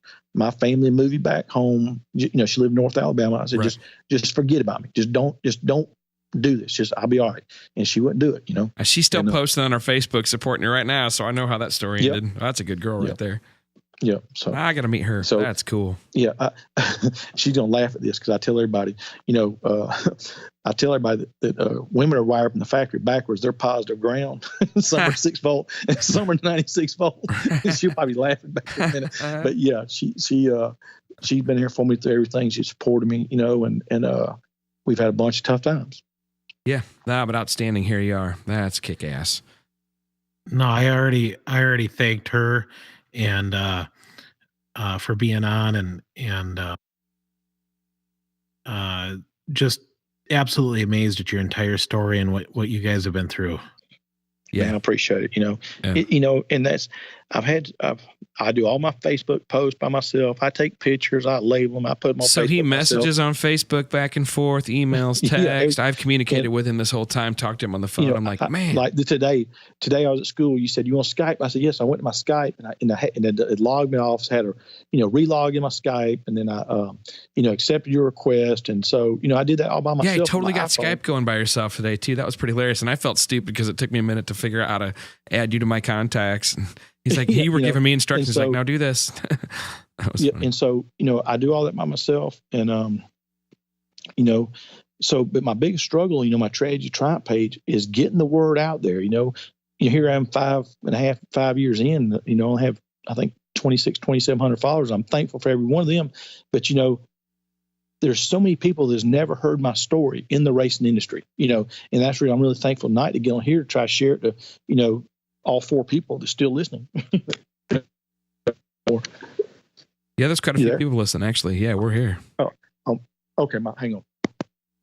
Somebody's my phone was talking. Yeah. My phone was talking to me. Yeah. I had to turn off the speaker. Got the notifications going on. That's pretty funny. That's fine, man. No problem. Yeah. We have audio glitches all the time. It's all right. We're doing pretty good. So, trying to get my message out there to spread it, and I tell everybody, man, just if you don't want to donate, spread word about my Tragedy Triumph page, let my word get more out there amongst the racing community and anybody, and I've had racers that say, hey man, I know a blind person, is there any way you can help them? And I have done that, and what's odd is Dave Benjamin from USA Performance, we were talking today, and he had a transmission shop in Detroit, and he had a blind mechanic, and what a small world, and I think that's one reason he's came on board to help me, because he's seen that side of blindness, that blind people can do something, that we're all not house hermits, 70%. I mean, you're teaching students. That's awesome. And actually, those are probably some of the luckiest damn kids on the planet. Just my opinion, my 2 cents, Yeah, I mean, we have a good time. Nobody's going to feel sorry for themselves there. It's like, all right, this guy's teaching me how to use machine equipment. Yeah, I tell the kids, I say, you can make your choices, but you can't choose you can choose your choices, but you can't choose your consequences. And I try to tell them, if you go outside this school and you get involved with gangs or whatever, drinking, driving, if you get in trouble, that's on you. Don't blame everybody else. Step up, be a man, and but also know that your choice or your consequences. You own them. Yeah, you got to own it. Oh man, that's awesome. Well, guys, you got any other questions for him? Garrett, what do you think of this guy, man? Can you do your job blind? Oh, that's not happening. No. I don't, dude. I'm just blown away. I know, me too, right? At a community college, and you know, it's hard enough on a daily basis teaching 18 to 21 years with both eyes, let alone that's crazy, dude. Just crazy. Yeah, I agree. Yeah, if you go on my Trades Triumph page a few weeks ago, well, it's probably a couple months ago now, local news did a little segment on me. They actually filmed me in the shop, you know, running a mill machine, one of my students. And then I was on Fox 5 News in Atlanta about a month ago. They came down and did a little segment on me and actually filmed me at the drag strip, you know, spinning out and making a little pass in Jacob Sunbird. And, you know, so trying to get the story out there. And if you're going to be dumb, you better be tough. You know? Right. So, you know, so I did this myself. I just got to figure out a way to keep going forward, you know. I have bad days. Don't get me wrong. I'd be lying if I didn't. But, I keep them to myself. I own them. Like I said, I keep them to myself. And I pretend like I have a bad day every now and then, but it's not really a bad day. It doesn't sound like it. Yeah. No, actually, I mean, it's glad to hear. I mean, you're getting stuff's figured out and you're actually doing some racing. You know, I mean, that's pretty cool. We'll get her going. Yeah, I like to see that vet progress. Follow this guy at Tragedy to Triumph Racing on Facebook. Some neat stuff. Last week we was building the parachute mount for the Corvette, and I told Brad, I said, we got to beat this up really good. We drilled through the factory bumper frame rail and tied it into the cage. I said, because one day we might have some trailer hitch on this thing. Amen. Drag week coming your way. Yep. That's right. Drag week, Rocky Mountain, something. One day we're going to do something, and we're getting prepared. We're building this thing. It's going to be killer. And we took the heater and air conditioner out. So it's a race car, but we still got power windows, and we're going to make it. We can drive somewhere if we need to. Well, that's cool. You got to try Rocky Mountain Race Week is a good time. I'm hoping I can squeeze on Matt Frost. He's a listener. Him and Brent Coddington. They obviously campaigned the Hulk, the Shoebox Nova. Steel car, it's pretty cool. It's a popular grudge, no prep type ride. And they put on Rocky Mountain Race Week. Very cool stuff. You should check that out. Highly recommend. If we got to talk them into it, but we'll figure something out. At least make us some passes. I mean, we can get a rental car and some insurance. I mean, how bad can that go? Right. Yeah. So, I mean, you know. And their rules are pretty awesome like that. Two people can follow along. They won't hassle you about that. So yeah. I think that's kind of more of a racer's race. I like it. Is it wrong that I just pictured the Days of Thunder rental car scene? Right. Well, I was more thinking of the Jackass rental car scene when you turned the rental car. I think I hit a dog. Right. Right. Blood splattered all over the front of the car. I'm not sure what that's from. Can I host that's this just paperwork. You know, we didn't get the insurance. That's just paperwork. No, it'd be like I said, long before I go anywhere to race, whether it's set my land speed record or a drag strip, I'll have 100 passes under my belt at Finks City Drag Strip or Montgomery, you know, and I'll have this thing where I could, you know, run legit low 13s, high, you know, 12s, no problem. You know, something. What is a record for the drag racing for a blind guy driving? I don't think nobody's ever done it as far as I know. What the hell was that? I think that's Tom Cruise. Scott Evans. Yeah. And so as far as I know, nobody's ever done it. And it's all like a picture. Going back to my record, you know, like that. There's legal blind men in Europe that's done this, and there's a few other people that's done some land speed stuff. Not taking anything away from them, but as far as I can tell from all my research, I'm the fastest independent blind man in the world, and the only blind man in the world that's ever did, you know, this with guidance system. And so, you know, and I don't want to stop there. I just want the title, you know, world's fastest blind man. Then we'll put a little asterisk. We want to smash that record far enough that there's no question. We know the feeling. And also, he did it for no human assistance, you know. Yeah, right. And, nobody riding shotgun. You know, nobody riding shotgun. That's right. And then we get to the end, we're going to do some donuts. Hell yeah. That's balls, plain and simple, but that's awesome. If you search Dan Parker Racing drift trike, I helped a young guy a couple years ago build one of the little drift trikes for the go-kart motors. And we took to a big parking lot here by the house. I put my leathers on. I put my phone in my pocket, and I called him with my phone on Do Not Disturb. And he's telling me, give me directions. Okay, go left. And I'm out doing donuts on a drift trike, totally blind, with earbuds in my pocket. I mean, right. My ear and my phone and my leathers, you know, and having fun with it, man. I water ski. I can water ski, totally blind. You know, it is awesome. What it is. Oh man, that's outstanding. Yeah, so I've been posting up links to his GoFundMe. It's the Helping a Fellow Racer. GoFundMe, but it's on the Facebook page here. Man, I appreciate you and RealTuners and everybody's donated, man. No problem. I can tell folks, even if it's $5, it all adds up. It's all. We get Chad Reynolds and the Bang Shift guys behind it. We'll get that thing cranked up. We'll have you navigating with SpaceX gear here soon enough. There you go. Yeah, if I get Chad on board to spread the word, and Ian, he's supposed to get a press release out here probably next week, man. I think next month, so it's really going to make some major moves forward, and I'm looking forward to it. Cool. Going to get my motor up to Fulton, USA Performance going to send my rotating assembly, and going to build some 427 LS3. So it's going to sound. I told Jennifer we drive up to Target on Saturday nights every now and then, have a car meet, and she has a Trailblazer SS, and it's bone stock. And all the little import guys always want a wolf at her.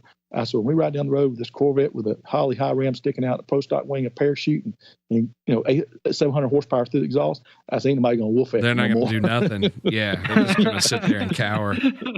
Right. We're going to cure that right here tonight. Right.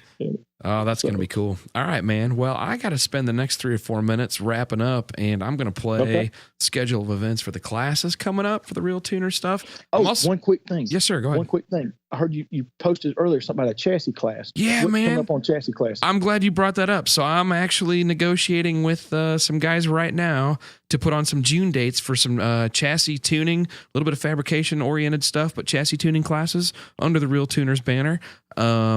Likely going to be a June date at James Short Shop. I'm just going to throw that out there. We haven't finalized it yet, but I don't have a date yet.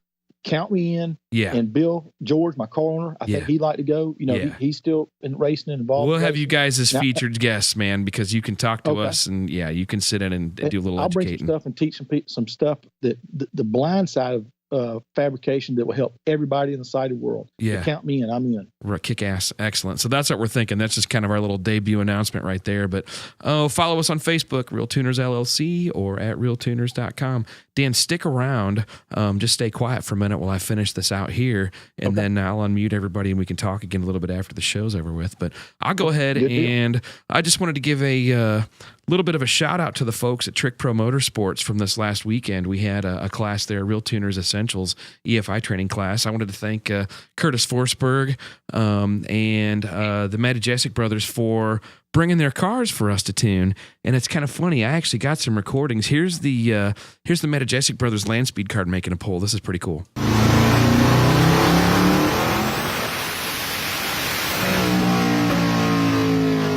And then I got to do Curtis Forsberg brought a mod motor that kind of blew us away and made 1,320 wheel horsepower. And here's the audio on that.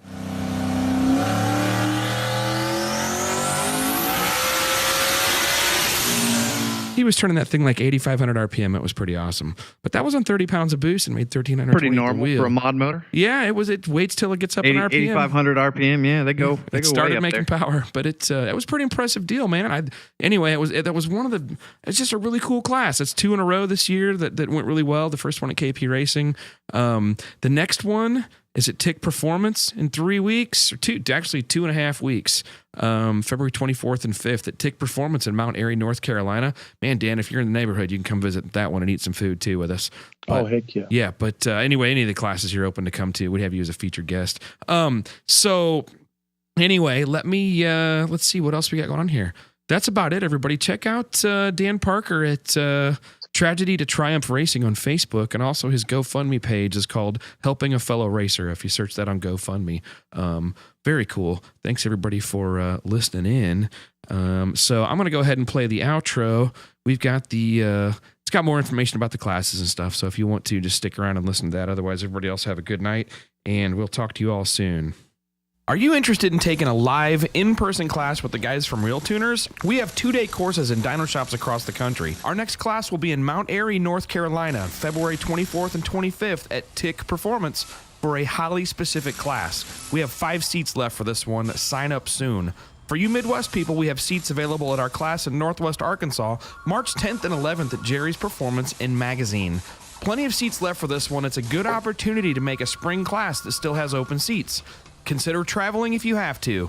We also have seats available at our Dallas-Fort Worth class March 24th and 25th.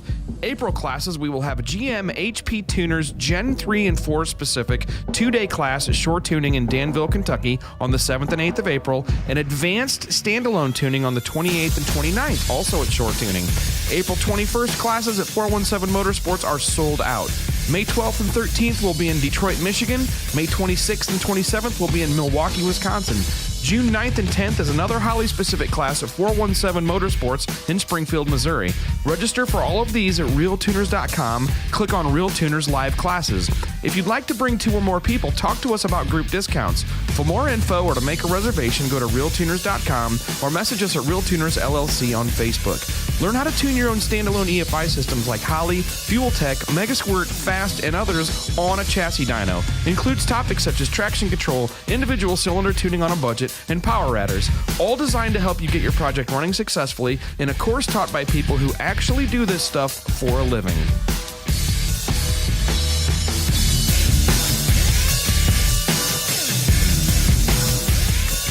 All right, everybody, thanks for listening. Have a good night. We appreciate you checking in and listening to us. Let's see. We'll be back a week from tonight with episode 35. Everybody have a good night. Take care. Be safe. Come see us at a RealTuners class.